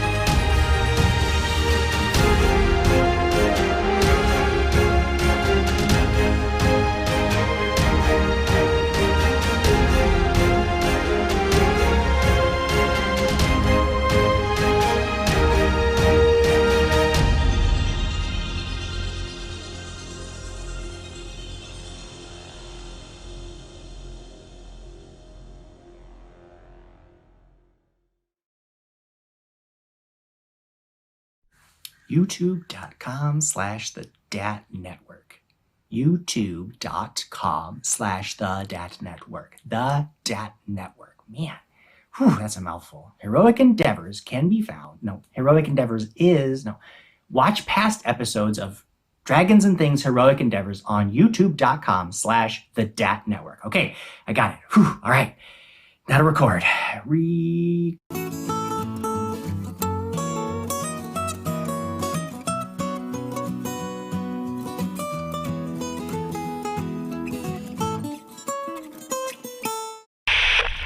This is Overwatch. Your verification is required. Salutations. I am Mog. There is a blinking red light calling for me to push it. Is this the Scourge again?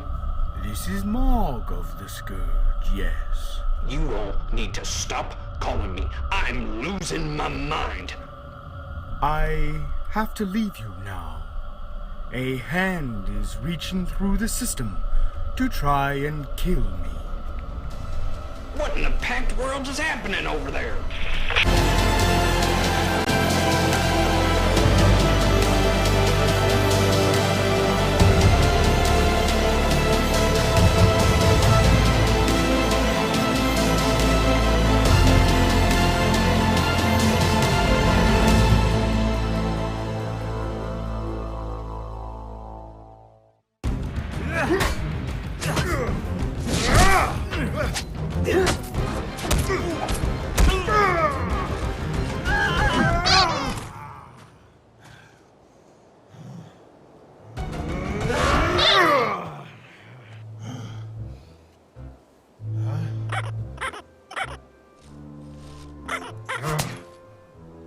Inappropriate sound is inappropriate. Don't let the action suffer from a lack of atmosphere. Let Sirenscape set the tone and bring your game to life. See? That's better. Journey to Sirenscape.com to download the app and make it the year of atmosphere at your table. And be sure to watch Dragons and Things every Friday at 6 p.m. Pacific on Twitch.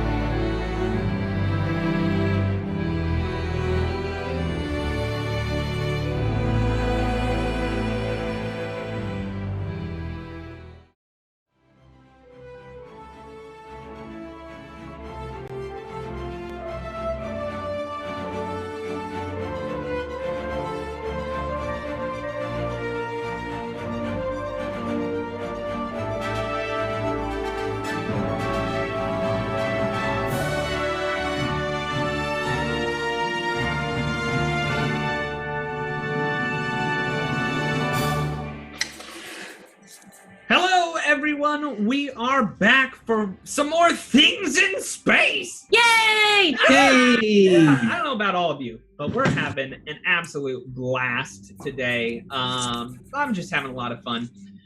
All right, I just wanted to let you all know we got a giveaway today. That's right. We got a giveaway coming direct from Paizo. For those of you that don't know, this week was PaizoCon /is PaizoCon. And the fun keeps rolling on. If you are at the end of this stream, at the very end, we're going to select one random person who is still watching the stream, and they are going to get their hands on that good old core rulebook right there. That's right. You can have the opportunity to play in your own Starfinder game by learning all the rules from that bad boy. All right. Why don't we take a few minutes and read some comments from the fans, shall we? Bams. Let's do it. Bams. Well, one of my favorite comments is from Silver Butterfly, and they're referring to our Dat Phantom trailer that played in the mid-show, saying, "That looks amazing. What show was that?" Yeah.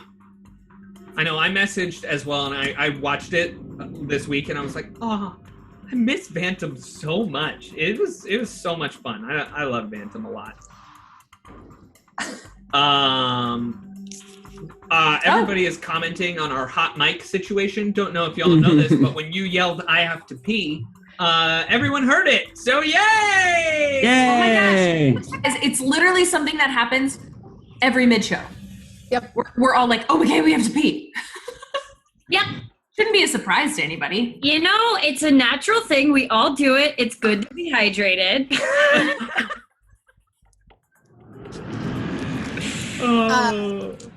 Well, Galguin, oh goodness, oh no, there it is, said, I got super excited because at first I thought, this is awful, I can't keep still. I thought Ben was pointing at the Skittermanders.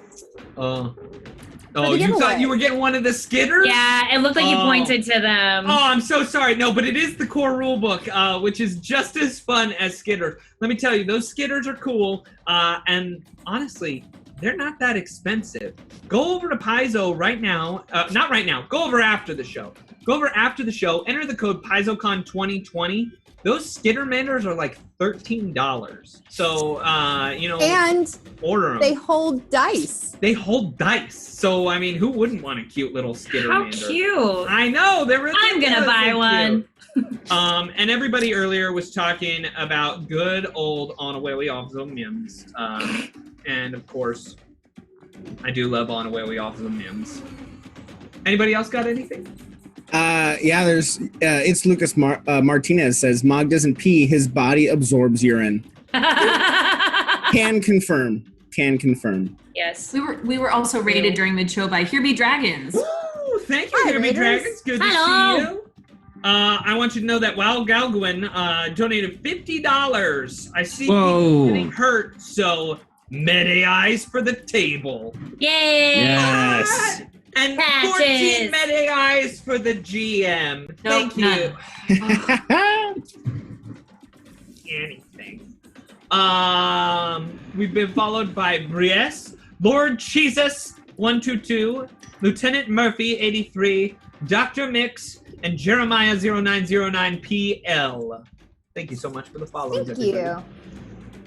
All right, Detrian, you've just stolen this gun from this guy, and because of all these BBBBs, you turn the gun around and you shoot the person in front of you. It hits. Roll a D8. A D8? Right, all your BBBs, because that was like 14 actions. Look, that was a lot of fun, though. It was so much. It felt very epic. It did. That's a 4 on the dice. All right, so you shoot him for 4. He kind of dodges out of the way, even though you've been doing this only because it took 8 hours to climb up to the top. Actually, you get your. Did you want to do that with your special shot there? My special shot? Your Sure. your whatchamadinger? Your what's it called? My trick attack? Your trick attack? Yeah, that's what it's called. Absolutely. Aha! All Makes right. sense. So, roll me a retroactive stealth check. After the last stealth check? Okay, I'll roll another. Yes. 16 on the dice, plus my stealth. It's 5, so 21. Yep, you are perfectly fine. He didn't see you, so roll that trick attack. All right. Damage. I believe that's, what is that, a D6? Can't remember. Maybe. I'll look it up if you really need me to. I don't have it on my sheet. All right, I'll pull it up. I believe it's a D6 as well. So why don't you roll that D6? All right. That is a 3. A 3. So yeah, I mean, this is a more deadly attack. You snuck up on him, shot him with his own gun. It's really rude. Really, really rude. We move on. It is now Nono's turn. Nono, what would you like to do? 18 actions? No, because, after the sugar rush happens, coffee rush. There's always a crash. There's I a get crash. Aww. Getcha. So,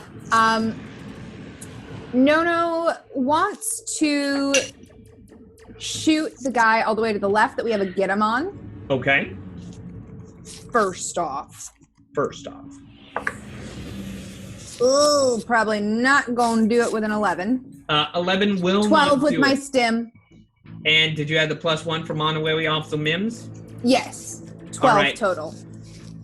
A 12's a hit. What, for real? Yeah. Oh, These guys are not very good. So, roll damage. 3. 3 points of damage against this guy. All right, and Wes, just to let you know, your trick attack is a D4, so you cheater. I have my eyes on your cheating now. I get it. We move. Well, I rolled a 4 instead of a 3. Would you like to take that better? No. No? You sure? No. Okay. No. Is there anything else you'd like to do? Yes. So, Nono looks back at Scriff, and Scriff seems to have taken to Honorary Officer Mims. Yes. So Scriff is going to, with Mims, take a 5-foot step, guarded step forward. Okay. Diagonally, and take a shot at the get 'em guy. The get 'em guy. Get 'em guy. With a hunting rifle. Natural 20. Ooh. Oh, boy. All right. Do you want the card or you want double damage? Card. All right. So this card with the hunting rifle. Oh boy. Shrapnel by the bone. The target suffers a 20% chance of being stunned each round for 2d6 rounds. So roll 2d6 rounds. Yikes. Roll your damage first thing.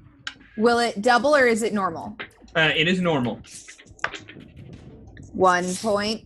1 point of damage, but man, it's by the bone.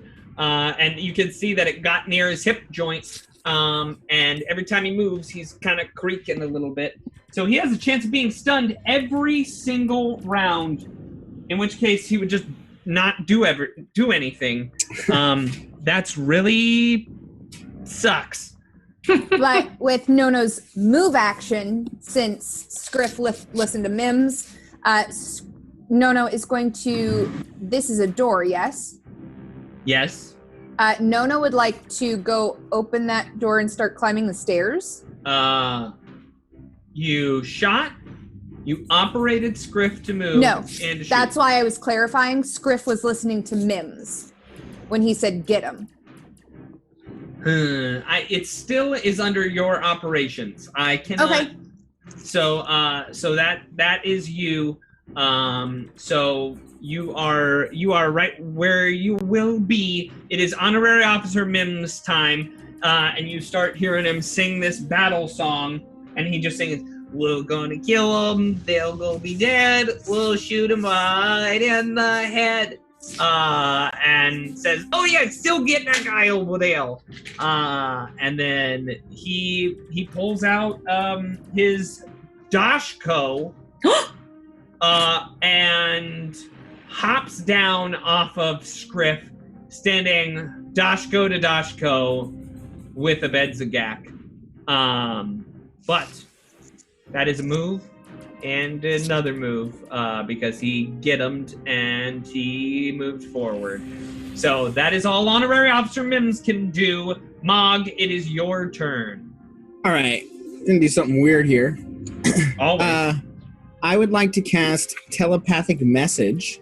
Okay. On 2 of them. The one in front of a Bedzagak and the one up here. Okay. Because I can target 2 people per level. All right. And I would like to say,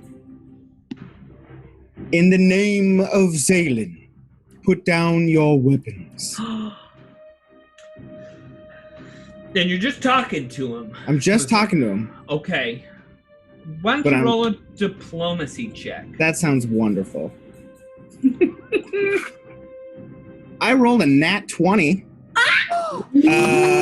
Plus my diplomacy. Which is a 9, so 29. Oh. And Ben, you know who Zalen is, right? Yes. I barely do. Why don't you tell us what you know about Zalen? Well, we were told that she's like the captain of the Sunrise Collective and something about from Corona. Yeah. So yeah, you're talking about Zalen Tripoli. Yeah, I am. Yeah. Yikes, boy, you're making me pull around all over this book, aren't you? You're talking about the dude who was on the view screen. In the name of Zalen, drop your weapon. Mm-hmm. And a natural 20.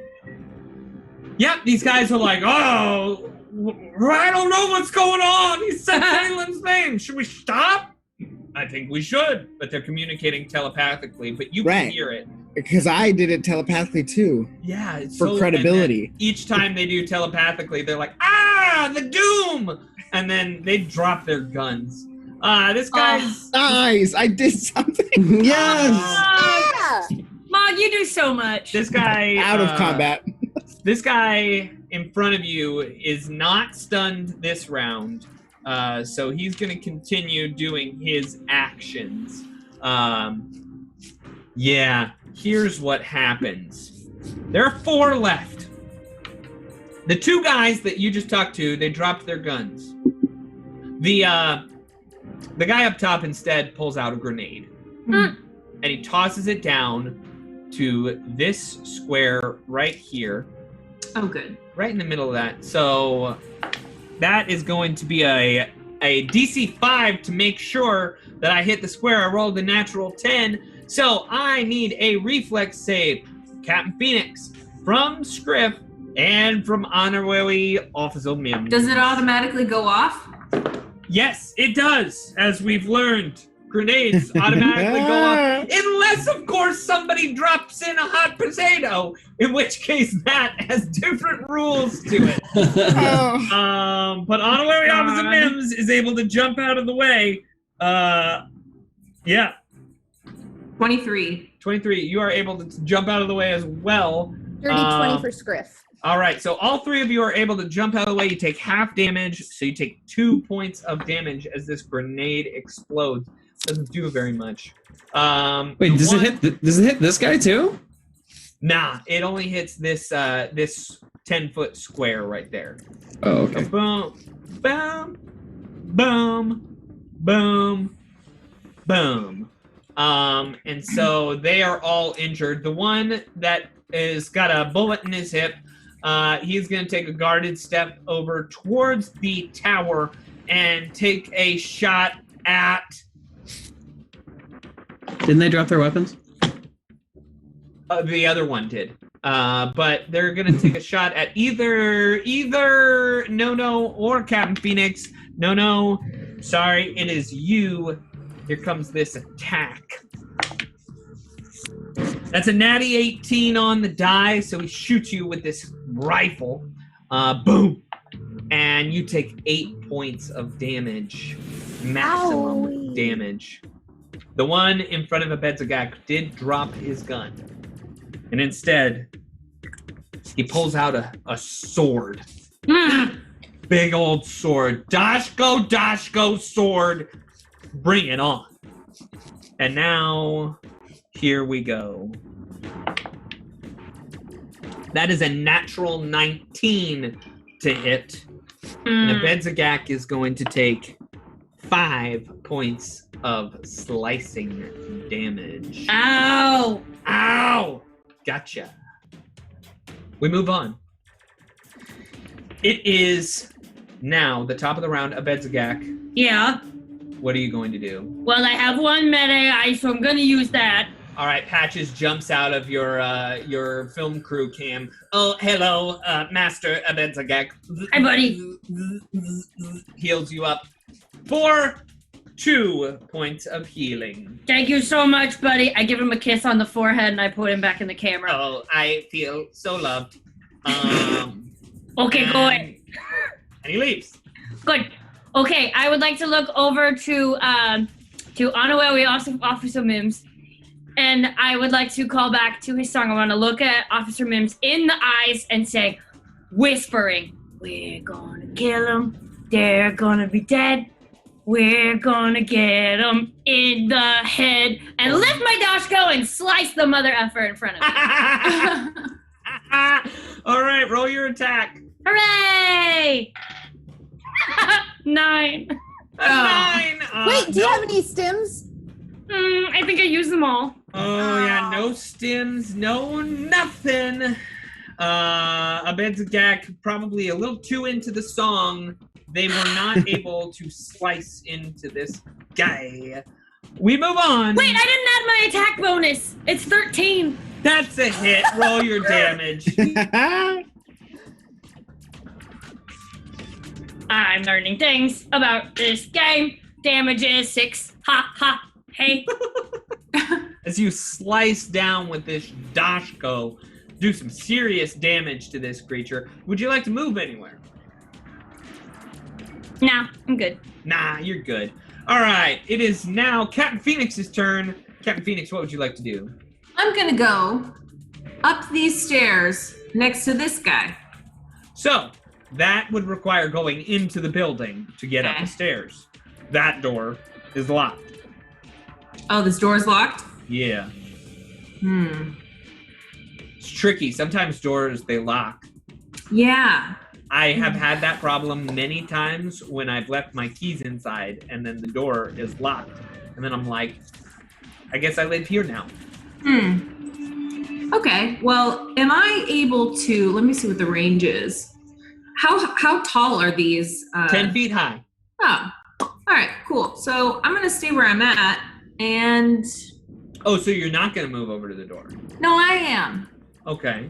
I'm just repositioning. Oh. Can I shoot up at him? You want to? Yeah, you could take a shot. I'm going to give him some cover, but perfectly fine. I said it. I'll do it. But I'm using both of my stim packs. Oh, I see how. Oh no! Wait, I have 10 stim packs. Yeah, you I'll got use 10. 2 of them.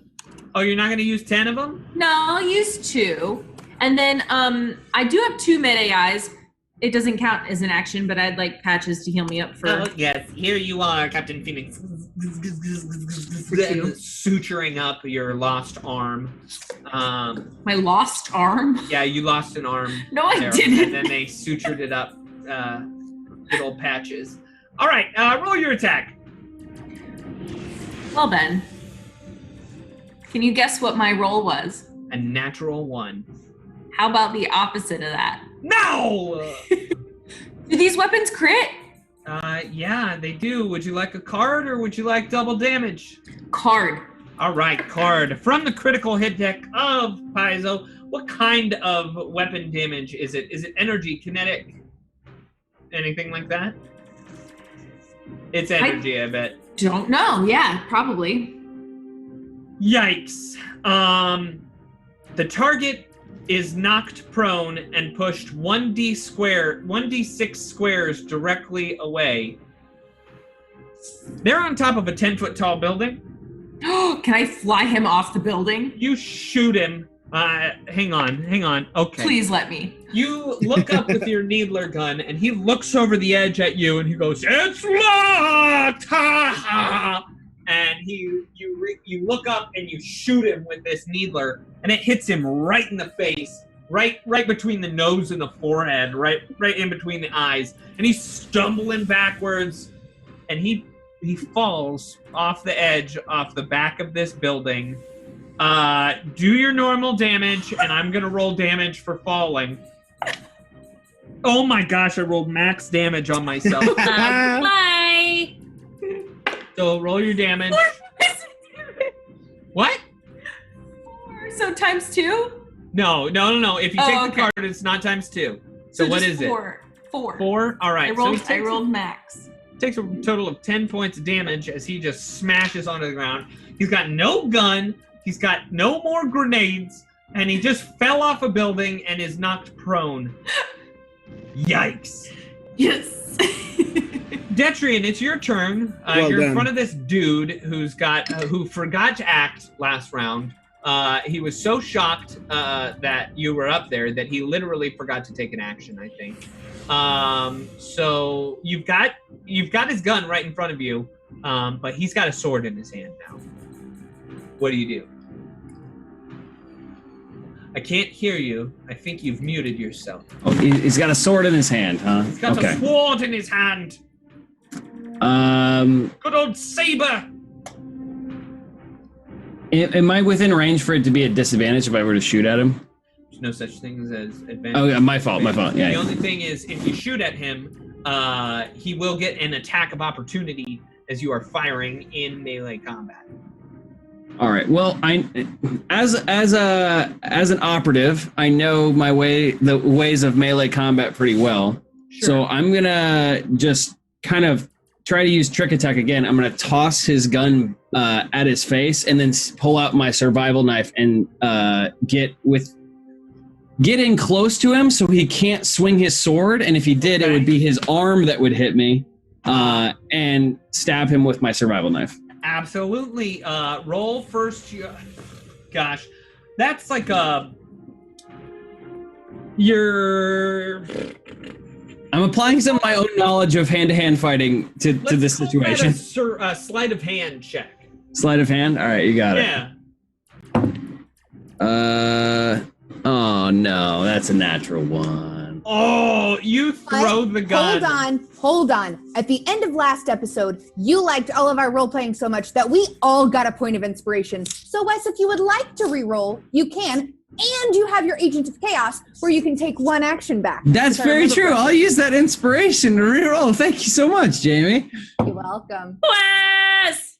Well, it didn't get much better, sadly. It's an 8 total with sleight of hand. That's not going to be enough, but I mean, you do have that Agent of Chaos. You see that you actually just throw the gun way over his head, and he's looking at you with the sword, like, ready to stab you anyway. Okay, yeah, and I'm like, okay, hit it, and I'm gonna go back in time. I get the gun back in my hands. Shifts and twirls in the air, and you all don't feel it, but you know, Detrian sees the world around him rewind as time shifts and moves backwards. He now all of a sudden has a gun in his hand again. What do you do? All right. Well, I'm gonna try to do my trick attack again. All right. This time I grab it by the barrel and throw it at him. Okay, and don't a little forget hard. You do have all those stim packs making yourself on the back of your neck. You look almost like an android. How many you have on your back? Yeah, I'm gonna use 5 of them for this first roll. Sweet. All right. So this is a sleight of hand still. Yeah. I'm guessing. Yeah. Man, cannot roll very well. That is a 13. A 13. Can I donate some stims to Wes for this? How many are you donating? I'll donate 4. 4, huh? So 17. 17. You sure that's the number you want to stick with there, Wes? Can I use more?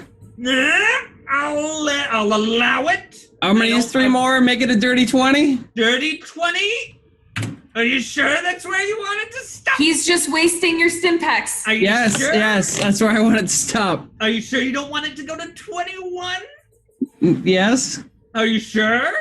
Yeah. I'm pretty sure you need a 21. Okay, do it. Sure, I'll use another one. Dang it, Ben. Yeah, this is the nicest, meanest Ben has ever been. I know, I can't tell. He throws. I know, I can't. I know. You won't ever be able to tell if that was necessary or not, but you absolutely see that this thing just slams into his face and it leaves you an opportunity to stab him in the gut. Roll your attack roll. All right. I will roll my attack roll. I'm going to use another 3 stim packs. All right. So my attack with my knife. Okay, cool. That is a 15. 15 is a hit. Roll damage and add your D4 for trick attack. All right, cool. Oop. So that is a 2. And then my D4 is a 3, so 5 total. 5 points of damage as you stab this guy in the gullet. We move on. It is No-No's turn. No-No, what would you like to do? No would like to move to get back on Scriff. Okay. Can I do that with 1 move action? Yeah, I'll allow that. Sweet. And she will still take a shot at the guy that she was told to get him. Yeah, you currently still have get him on there, so go ahead and take that shot. So as she's running, she's trying to level this pistol. As she's getting on top of Scriff. 17. 17 is a hit. Roll damage. Good boy. 3 points of damage. 3 points of damage. You just keep firing into this guy. He's backed himself into a corner. What else are you going to do? Is he still up? Yeah, he's still up. Then she'll tell Scriff to take a shot as well. Go for it. Ooh, 17 on the die. I believe that with the get him is dirty 20. Yeah, that's a hit. Roll some damage. 3. 3 points of damage. You see that No-No and Scriff are just lighting up this Lashunta in front of you wearing this one is actually wearing the brass dragons logo. So you see that Nono's holding back. Not at all. It's Honorary Captain Mims. Honorary Captain Mims. Honorary Captain Mims is going to say, well, I'm going to slice this person with my dashko. So here it comes. Slice, slice, slice, slice, slice. And it misses entirely. Poor old Honorary Captain Mims does not hit. And is... So, swing 'em wild! A Bedzagak and Honorary Captain Mims. We move on. It is Mog's turn. I'll take a guarded step over to my left here, and I'll take a shot. Trying to do my best to help out in this trying time. All right, love it. Thank you. I got a 17. That's a hit. So roll damage. Oh my goodness. Oh my. And my damage is 1. And that's how you do that. Oh boy. That's very, very funny. One day I'll have more spells per day. That's awesome. This guy in the corner drops his gun and he pulls out a grenade and he lobs it right into this big old pile of people. So Honorary Captain Mims, Abedzagak, Nono, and Scriff all need to make reflex saves. Damn it. Honorary Captain Mims passes. 22. Pass. 17 for Nono. Pass. And then for Scriff, 12. Also a pass. Yep. Actually, it is a 15-foot range, and so that will also include Mog and this poor guy that is being beaten up by a Dashko. It's reflex, right? Yeah. I got nat 20. That slippery slug man, he bounces away real fast. And you see that this poor guy, he was not expecting his friend to frag grenade him. And, he takes full damage. You're all only going to take 1 point of damage, but this guy in front, he takes the full brunt of it. 2 points of damage. The guy in front is angry, and he is going to attack with his saber. He's going to attack Honorary Captain Mims. No! Yes. No. Yes. That's a 15 on the die. He hits Mims for 5 points of damage as you see this poor little Skittermander start to bleed his blood. Nono's gonna send Patches. Patches! All right. Send over Patches, and yes, I will heal up this other creature, Skittermander. And how many hit points do they get back? 2? 2? All right. I only had 1 Patches. All right. So, Honorary Captain Mims gets 2 hit points back. We continue along. It's the one on top's turn. He turns with a saber finally in his hand to Detrian, who just stabbed him. And he's going to attack very aggressively in a mean manner and rudely. That's a total of a 12 against your KAC. I think you're muted again. It does not hit. All right, so does not hit Detrian. Man, the guy in the back who got knocked off, he stands up, and then you see him start running.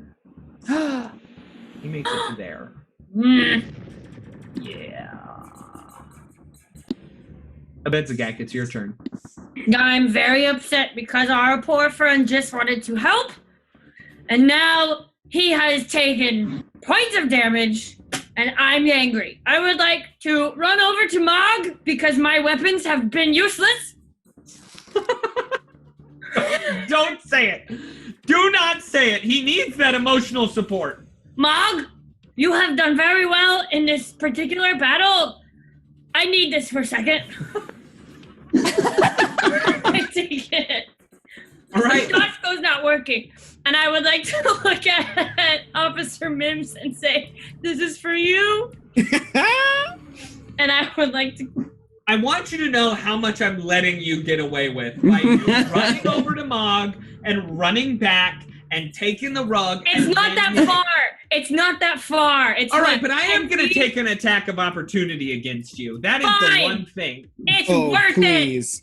It. Oh, definitely a hit. As you're running away, I don't know. That's a 21 to hit. Oh, that hits. Oh, yeah, that hits. So as you're running away, this thing slices into your back, down your spine, dealing 9 points of damage. Oh, shit. All right. Am I unconscious? Are you? Well, 5 minus 9 is -4. Wait, you've gone through all your stamina and now I'm now on the hit. You're onto your hit points. So as soon as your hit points go down, that's when you're unconscious. Uh-oh. Okie dokie. So you still are fine. For a bit, at least. I'm a little dizzy, but I'm gonna do my best. And I would like to smack this guy in front of me with this rug. Absolutely. Absolutely. That's gonna be a 19! Yeah, that's a hit. Good night. 1d4 minus, or 1d4 plus your strength bonus. 6.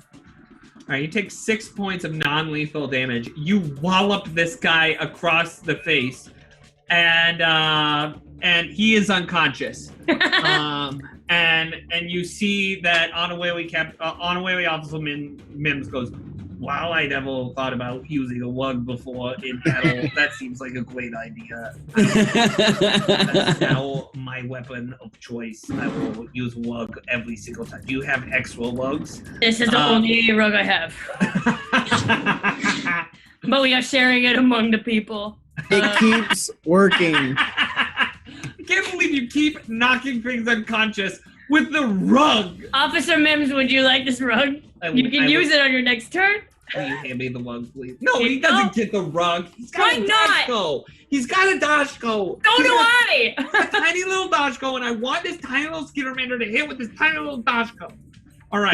He has 6 arms, though, Ben. He can have both. It is true. He holds the rug in his 6 hands. Working all 6. It is Captain Phoenix's turn. What are you going to do, Captain Phoenix? I think I'm going to do something a little crazy. Love it. You said that this front gate here, okay? Yeah. Is it? Does it look like it's open? Is it open or is it closed? No, that gate is made of pure steel. It's steel crisscrosses going down it, marking a whole bunch of X's. You can see that the gate to the side, that's just your regular old wire fence. But this one seems a bit sturdier in the front. Okay, but you said that these towers are 10 feet high. Yes. So Ben, I can move 80 feet if I choose to just move this round. Okay. Here's what I want to do, and you can tell me if I'm able to. All right. I would like to climb up the tower, All right. climb down the other side, and run toward Mr. Runaway. Climbing will require will require an acrobatics check, and will also cost you half your movement speed. So in order to climb up and climb down, you get on the other side at the end of your turn. But I half my movement speed, but if I have 80 feet, shouldn't I still be able to at least get here? 10 feet up, 10 feet over, 10 feet down. That would give 30. I guess you'd have 10 more feet of movement. Of 80? Yeah. Okay. Because the 10 climbing up doubles to 20. Yeah. So 20 going up, 20 going down, 10 going across, 50. It's 50. Okay. But really it's like it takes some whole move action to climb. and then it Got takes a move action to climb down. Okay. So I'd be able to pretty much get to like here or here. Yeah. Yeah, I'll let you get there. Okay, let's try it. Why 2 not? acrobatics checks. Great. Let's do it. All right. Let's do it. And I have 9 stim packs. I will use 4 on this first one. Oops. Yikes. This first one. Okay. That's an 18. For climbing up a sheer face, you are 18 plus 4. Yeah. Sorry. I should have said the total. You see that there are like lights that are hung up, and you just kind of run up and jump and grab hold of them and then pull yourself up to the top. You are up on the top of this building now. Ooh. Hang on. Technically, you're right there. Okay. And that would have been 30 feet of movement. That's like 1 move action to climb. One move action. You have another action. Great. I do actually. And instead of climbing down, I've changed my mind. Okay. And does this guy have I'm assuming he's got like a data pad on him or like some form of electrical technology. Yes, because how ridiculous would it be for anyone in a sci-fi setting to not have any electronics on them, right? Like just right. Ridiculous. Absolutely ridiculous. Well, then that's the perfect amount of range for me to just cast my Jolting Surge, in which you get no save.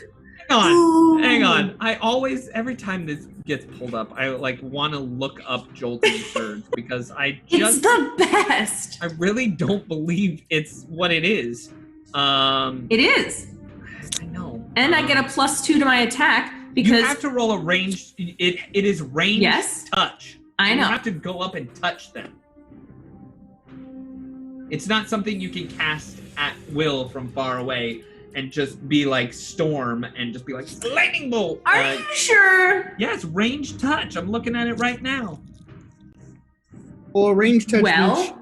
Rules, Katie, rules. Fine. Doesn't that mean she makes a touch attack from range? No. That's what I thought.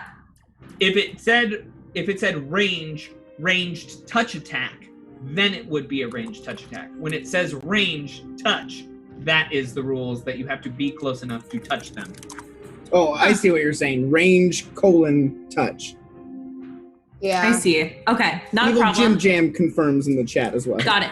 That's fine. That's totally fine. Because instead, I'll cast Junk Shard on him instead. What? I'm gonna look this up too in case. What's this spell you're throwing at me now? Junk Shard. Junk Shard? Yes. Oh, yikes. Okay. And it's 35 feet. Okay. Which is perfect. And I basically summon sharp fragments of technological junk that fly toward your target and deal 3d6 piercing and slashing damage. Rude. All right. Hang on. I gotta look up your new spells because you're cheating. These aren't new. I've used them before. You've never used Junk Shard on me. Yes, before. Yes, I have. All right. I can't even find it in the thing. What's it called? Is it one word? No, it's 2.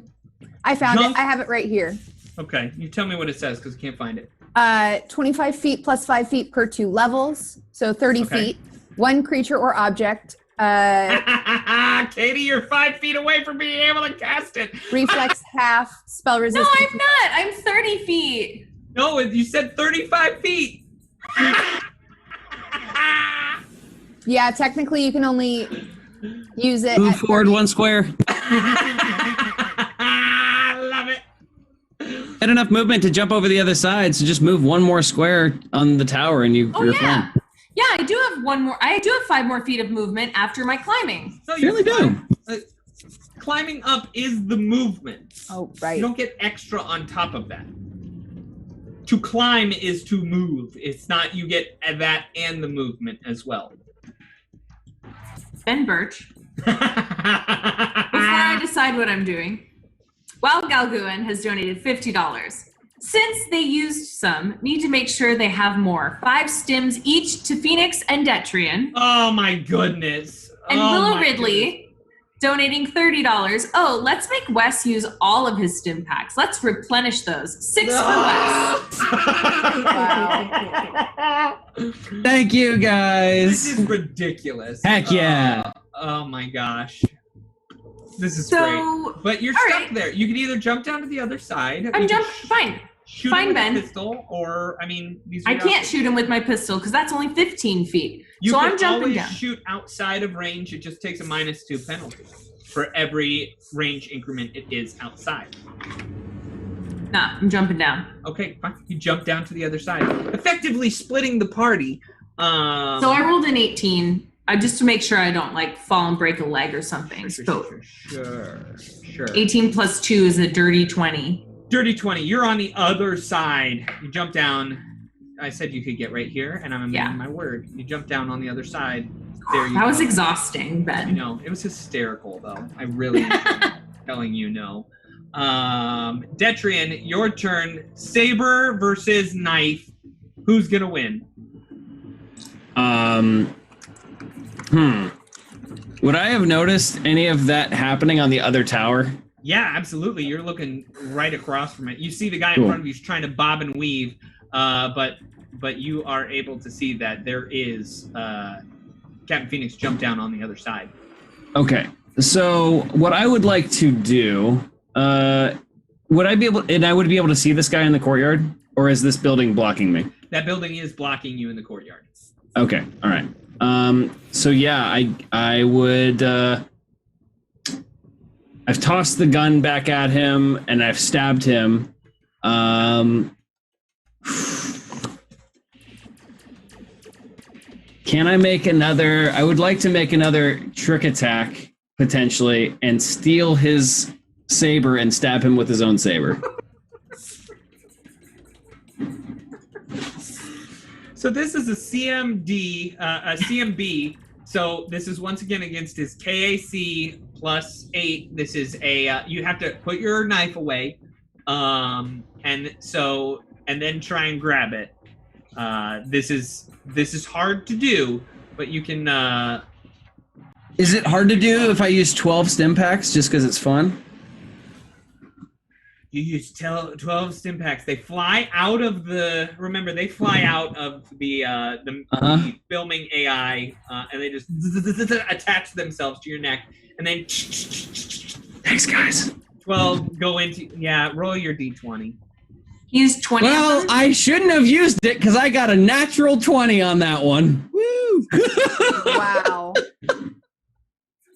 You grab this guy's saber, and now he is weaponless. He does not have a gun. He does not have a saber. Yikes. I'm very happy about that nat 20. It is No-No's turn. What would you like? Do I get damage on him or no? No, because you just grabbed it away from him. Oh, I thought I was trying to try and stab him with it. No, okay. You don't get to do that unless you've got 8 BBBs, which you had the first time. Give him a day. Oh, okay. Give him a day. No, it is your turn. Okay. There's no get-ems going. I gotta say, I love this comment from Silent H that says, "You're more stim fluid than blood at this point." Pretty much, yep, that's accurate. Okay, this fella to the left that I've been lighting up, is he still standing? He is. His hip hurts big time, but he is standing currently. And this fella you said was unconscious. Yeah, unconscious. All right. No-No's going to take another shot at the guy to the left. Okay. Detrian used a stealth check, by the way. What? Oh. Kidding. I will also use my point of inspiration from last week because that was a 2 on the dice. Oh, boy. That, however, is much better. That will be an 18 total. Yeah, an 18 total. That's a hit. Roll your damage. 1 point. 1 point. I mean, you're shooting, you're peppering away. You keep hitting this guy little by little with bullets.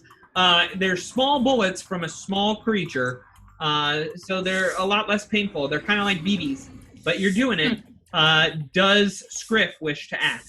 Yes, because this guy made me upset, so Scriff's going to take a shot too. All right, love it. I wish I hadn't used that point of inspiration. Why? Is it a natural 1? It is a natural 1. Oh, I get to use the critical fumble deck.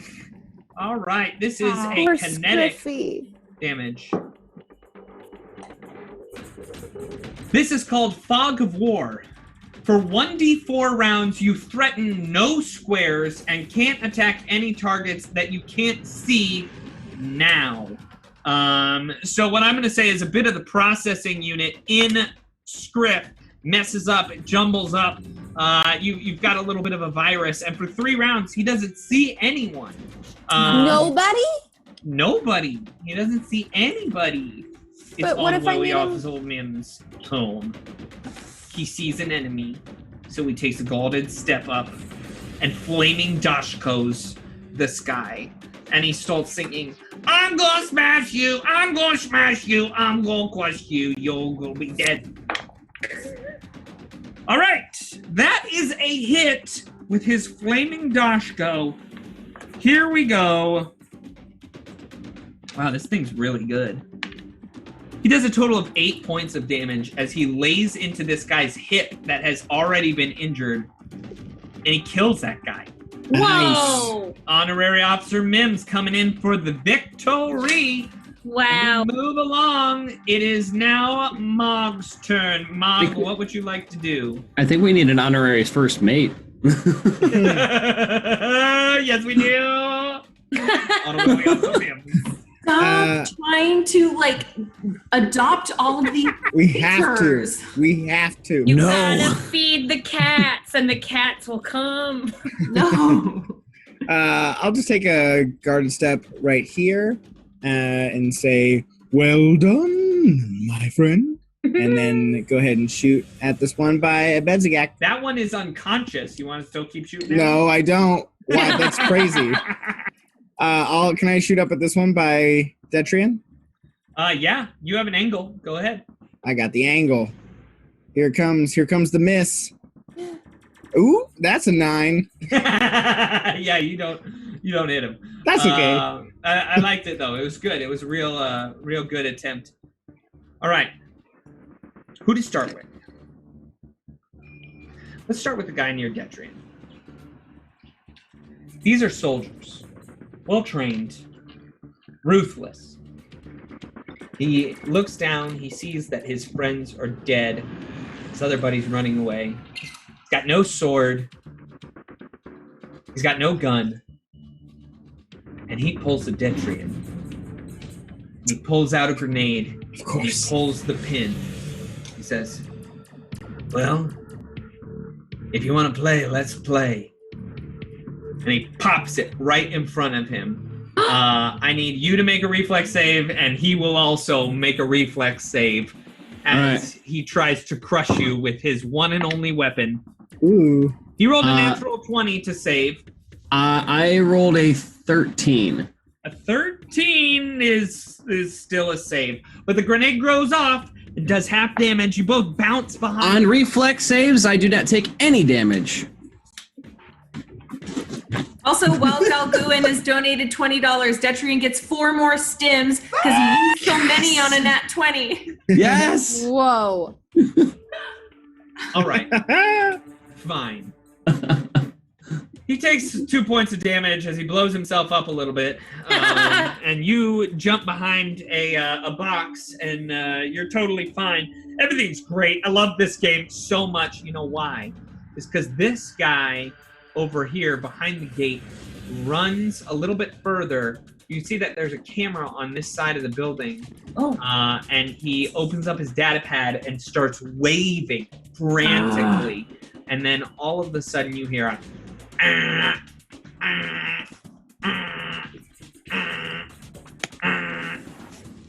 Bedzigak, it is your turn. Oh man, well, the guy ran. What do we do? How hard is it to How hard jump? it is. Sorry, how hard is it to jump over this like gate thing here? It is 8 feet tall. You're a little bit shorter than 8 feet. I'm 6 feet tall. Yeah. How hard is it for you, Jess, as a person, to jump over your height? I'm very strong, usually. I will allow the perfect you tactic was to not answer the question. You did wonderfully. I will allow you with an acrobatics check to try. Okay, I have acrobatics. I'm so excited. It's gonna be tough. It's not gonna be easy. 18. Yeah, let me see. Where is this? Yeah, sure. You jump over the wall. Good for you. You're a hero. Okay, great. I jump over the wall, and my plasma bolter has a range of 40 feet. So if I'm over this wall, you are 50 feet away. Dang it! You could do it. You just take a -2 to the shot. Okay. I would like to give Abedzagak a +3 to that. Thank you. Okay, here we go. Out. Here we go. Here's the math. What? It's gonna be a 24. Yeah. That's a hit. Boy, that's fun. Everybody roll damage. Everybody just roll damage on your turn. Just. Oh yeah, for sure. And Ben's pouting. 6. You shoot him from a really far away, and then boom, it pops into him. He's still waving his hands fiercely in the air. All right, Captain Phoenix, what would you like to do? I kind of want to pull a Crag and tackle and shackle. I'm going to move up. All right. You use half of your movement speed to get up to him. And I would like to...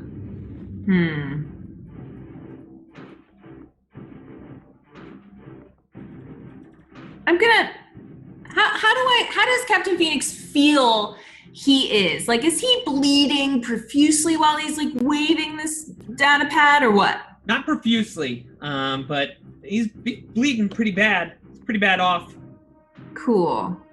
Then I'm gonna now junk shard him. Junk shard. I'm gonna try to junk shard him, which is a ranged attack. Okay. And no, if I'm using a level 1 spell, I'm gonna jolting surge him because then there's no save for you. So we're gonna go with that one instead. All right, you gotta roll a touch attack. Great, I will. And I'm also using 2 of my stims. So I'm adding a 2. Okay. Okay, so that's gonna be a 19 to hit. That's a hit. Roll damage. Damage is gonna be... Ooh. Oh, wait, that's actually a 21 to hit. Oh, great. So much better. Okay, just making sure. So then that's gonna be 4d6. Hold on, I have to find 4d6 because that's a lot. So much taunting. Here we go. Sorry. Can't help it. It's so fun to roll a bunch of dice. Okay, so that's gonna be 6, 11, 12, 13, 14, 15, 16, 17, 18 points of damage. And this guy, you can see his skeleton as he electrocutes and dies. You do see a camera as it turns to look at you. Ooh. And I would like to look up at the camera, not even sure if they can hear me or not. And I'm going to look right at the camera and I'm going to say, "This man was a spy. I've just saved you all. Sunspots."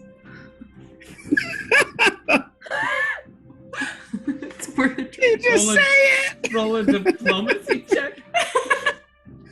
You can't just yell sunspots all the time. Well, I didn't yell it. I imagine Captain Phoenix would have said it in like a better tone, but She didn't yell it. She declared it. I declared it.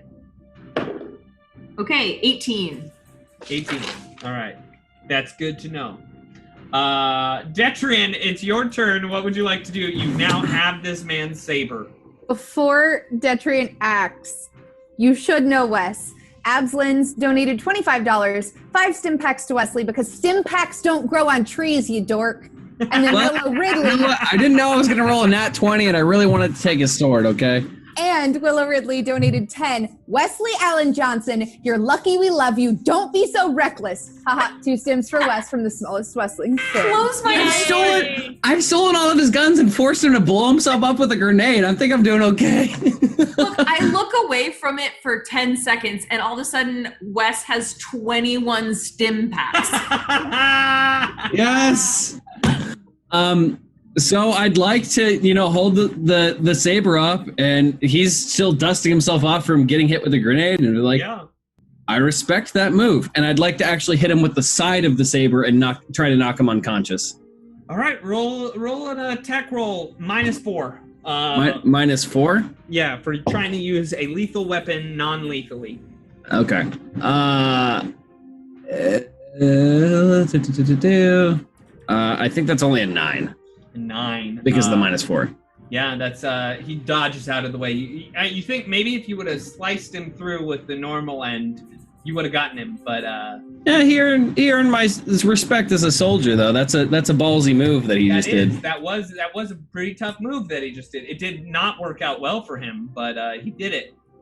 No and Scriff, Detrian, do you want to move anywhere? Is he knocked down from the grenade or anything? He's right there.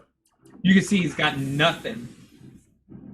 All right. Yeah. After I take the swipe, I'm like, "Don't make me kill you." Just pretty much just point the sword at him after that, and just be like, "Please don't make me kill you." Okay. You've earned my respect with the grenade. Okay, fair. Next up is No-No. No-No, what would you like to do? So No-No turns Scriff and aims up at the top of the tower where Detrian is, and she begins yelling, "Suppressive fire!" But obviously nothing happens because Scriff can't do that right now. Yeah. And No-No is desperately concerned. Jamie's a little concerned about Scriff right now. So No-No, out of sheer desperation, is going to shoot from down here, not knowing what's happening up there, with this mutual respect. There's a lot. You see, all he's got is a sword going into the guy's throat. So, roll an attack roll. 19. That's a hit. Roll damage. 3. And you kill the poor man on top of the guard tower. Congratulations. You've killed everyone. But he died knowing he had Detrian's respect. Yeah. I just kind of look at his corpse and I'm just like, oh well. What do you do? I would like to move over toward, if you could remind us where the doors are over here. But I'd like to move over to the right here. Right there. The rest of the building you see has some windows on it, but they seem to be all boarded up quite tight. And I am trying to change the Sirenscape. It's just taking a little while to load, so just calm down. Ben, besides a camera, what can I see from my angle? From your angle, you do see around back, there seems to be, you seem to be hearing some noise, some training noise. Roll a perception check. Did the alarm stop? No, the alarm is still blaring. 13. 13. Yeah, it must be training, because what else would it be? And they haven't quite responded to the alarm noise. You don't really know what's going on. Do the rest of us hear that alarm noise?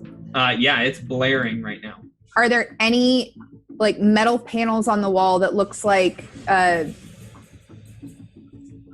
there would be wires or controls? In the security guards' towers, you could think that there would be some sort of gate operation. Maybe there might be some electrical equipment that responds to it. So, Nono's gonna come back over. Well, she never went to this door over here on the left and attempt to open it. Okay. Roll an engineering check. While she's doing that, I would like to realize that I'm very vulnerable in the spot and come up to the top of the tower with Detrian and say, we have the high ground.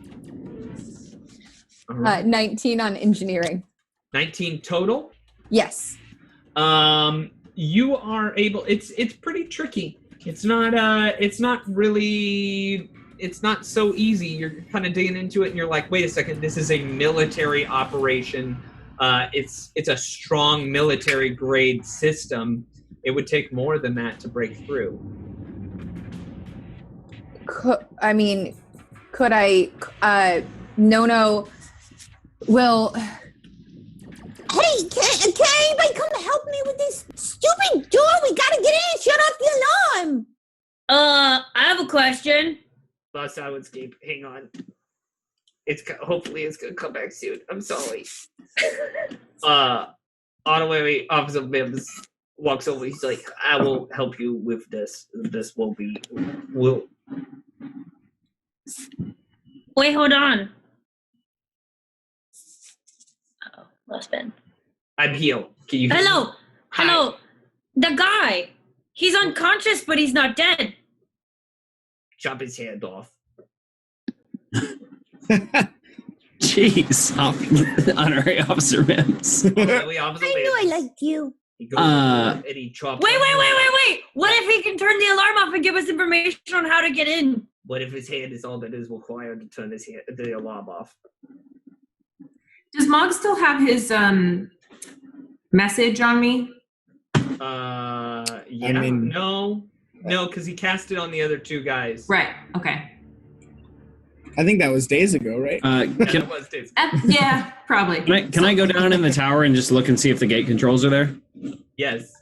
Yeah, you do. You go down in the tower now that you are on top, and there are some gate controls. It looks like they also would be kind of hard to get into. You might need Nono's help in order to open up this gate. All right, I'll open the door from the inside. Okay, you are able to yeah. open the door. What do you say? Hey, no. Got gate controls here. You think you can help me hack it? Absolutely. Helping is fundamental to anything in life. And you go in, roll your engineering checks. This time you can have Detrian's help. Detrian, all you got to roll is a 10 or higher on your to aid in this engineering. That's a nat 20 again. Oh my goodness. Jamie, what is your score? With +2 from Detrian? Yes. That is engineering, correct? Yes. 23. Okay, you are able this time to break in and open the gate and turn off the alarm. It takes you it takes you a total it takes you a good minute to do this. But you're capable of doing it. And in that time, all you hear is, Odo,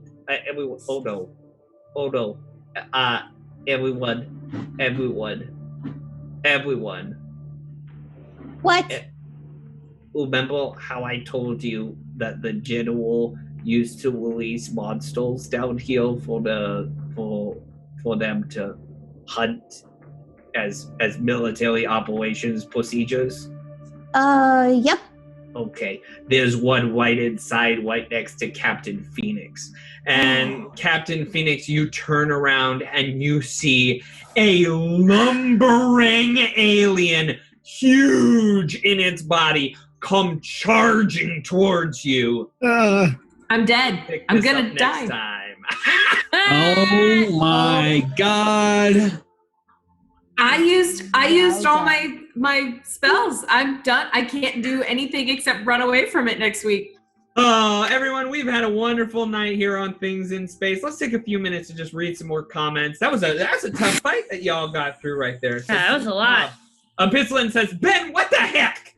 I know. It's real tough. I see my buddy NZ Steven F. That's a yikes for me, dog. I wrote that one down too. I just thought it was a fun reference. Ben, do not kill Mims. I don't know. Everyone's on the table, so that's the truth. Absalin's Mims is metal AF. Everyone, make sure you don't leave right now because we are choosing a winner for the Starfinder core rulebook. We'll keep reading some comments. We'll pick out a winner. We'll let you know if you can start playing your own Starfinder game here. So why don't the rest of you read comments while I figure out who has won? Looks like there's some trading going on in the chat of who belongs to who in terms of favorites. B. McAllister, I appreciate all of your support. Nib is certainly one to claim, so whoever's got Nib is also doing a great job. Okay, yeah. I'm being told that the winner will be chosen from people who type the word Mims in chat. Ooh. So if you want to win, go ahead and start typing the word Mims right now. I'm betting we get about 47 Mims coming in right here. Here they come rolling in. Mims! All I'm saying is honorary first officer Mims. Oh, sounds so good, doesn't it, Wes? It sounds great. Good. You kept calling her honorary captain, yes, and I was just like, every time. It's a boy. It's a boy Skittermander, just to let you know. He's played by H. John Benjamin, of course. The amazing, incredible actor who deserves all of our love, and we'll never get it because nobody knows what he looks like. Yes, they do. But anyway, All right. Positive Kern donated $20. Stims for Katie because Wes, under the stimfluence, is reckless Wes. Stimfluence. At least I have that for next week. North American winners will receive a physical copy. Others will get a PDF. And sorry, international fans. Like if you're an international fan, you won't get a physical copy, but we can get you a PDF. 10 more seconds to put in your Mims. We can read off some cheers, subs, and follows in that time. Absolutely. Cheers from Luna Steel Song and King Darkane. Thank you. Oh, awesome. I've got a message here from Carrie Lemons that says, my favorite character is Magnobedtrianix. Magnobedtrianix. It's a good team. So we have a really hilarious donation in from Lady Lovegood, who's donating a stim pack. Wesley Allen Johnson. Don't think that we've forgotten the comment about you peeing yourself. Come on. That's a boneless move. We love you, but there's a line between being a badass and being a dumbass. You are walking it a lot today. Look, there's no line for me. It's just a mix. Those go hand in hand. It's like the right foot is one and the left foot is the other. Exactly. I require them both to walk, but you know. That's amazing. Positive Kern is our winner. It's been announced. Hey! For winning the Starfinder core rulebook, please just message us. You can message us on Twitter, on Facebook, on Instagram if you want to. You can message us. I guess you could do it on Twitch. I don't know how things work. I'm not a computers person. I just pretend to know things about computers. But you can message us anywhere. We'll find it, and we will get you, if you give us a physical address, we will have that shipped out to you ASAP. I know that there were a couple of other winners that have gone out, both the winners from last week's Starfinder show and also from Crits and Giggles. We are getting those sent out as quickly as possible. Just a reminder, we have a lot of stuff coming up this next week. Once again, good old Wes is joining us for Crits and Giggles on Monday. It was I had so much fun. Oh, so much fun. Everybody loves Hatch. Yeah, Hatch was awesome. Yeah. Look, I just want to have fun with this, group of people. I like hip-hop. You also, I know Hatch has got some dubious, nefarious schemes in there, so I know you're lying to me about all that. Maybe. That's on Monday. Then, on Tuesday, you got the day off. On Wednesday, you got the day off. Relax, have some free time. Do something for you that day. Thursday is the finale of Rise of the Runtlords for this season. And it's going to be a crazy one. Spoiler alert for those of you that are getting caught up. Just plug your ears real fast. You know, we lost a character. We lost a character this past week. And if you haven't watched it, it is heartbreaking. So make sure you catch that for the end. Sam, you can put your Put your ears back on, Sam. It was rough.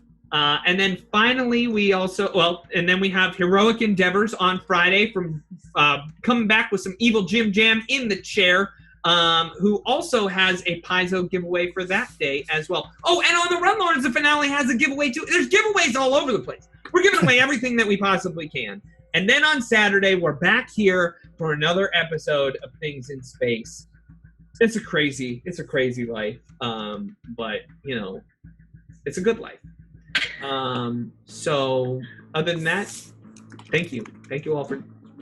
Just a quick shout out for the subs and follows that didn't get spoken earlier. Okay. Crossbones AE has gifted a sub to Crazy Ketchup. Twispark16 gifted to Wild Gal Guin. Archangel27 has resubbed. Ben is killing me with all these jokes. Thank you. Inari Indigo has resubbed. We were followed by Corsair1961 and Starry Light Girl. Thank you guys. You all rock. Dat fam is the best fam. You guys are truly great, and we're happy that you're hanging out here with us on a Saturday night. We hope you have a wonderful rest of your weekend and go out into the world with love and love on each other, and make sure you love yourself too. All right, we'll see you next time for a little more Things in Space!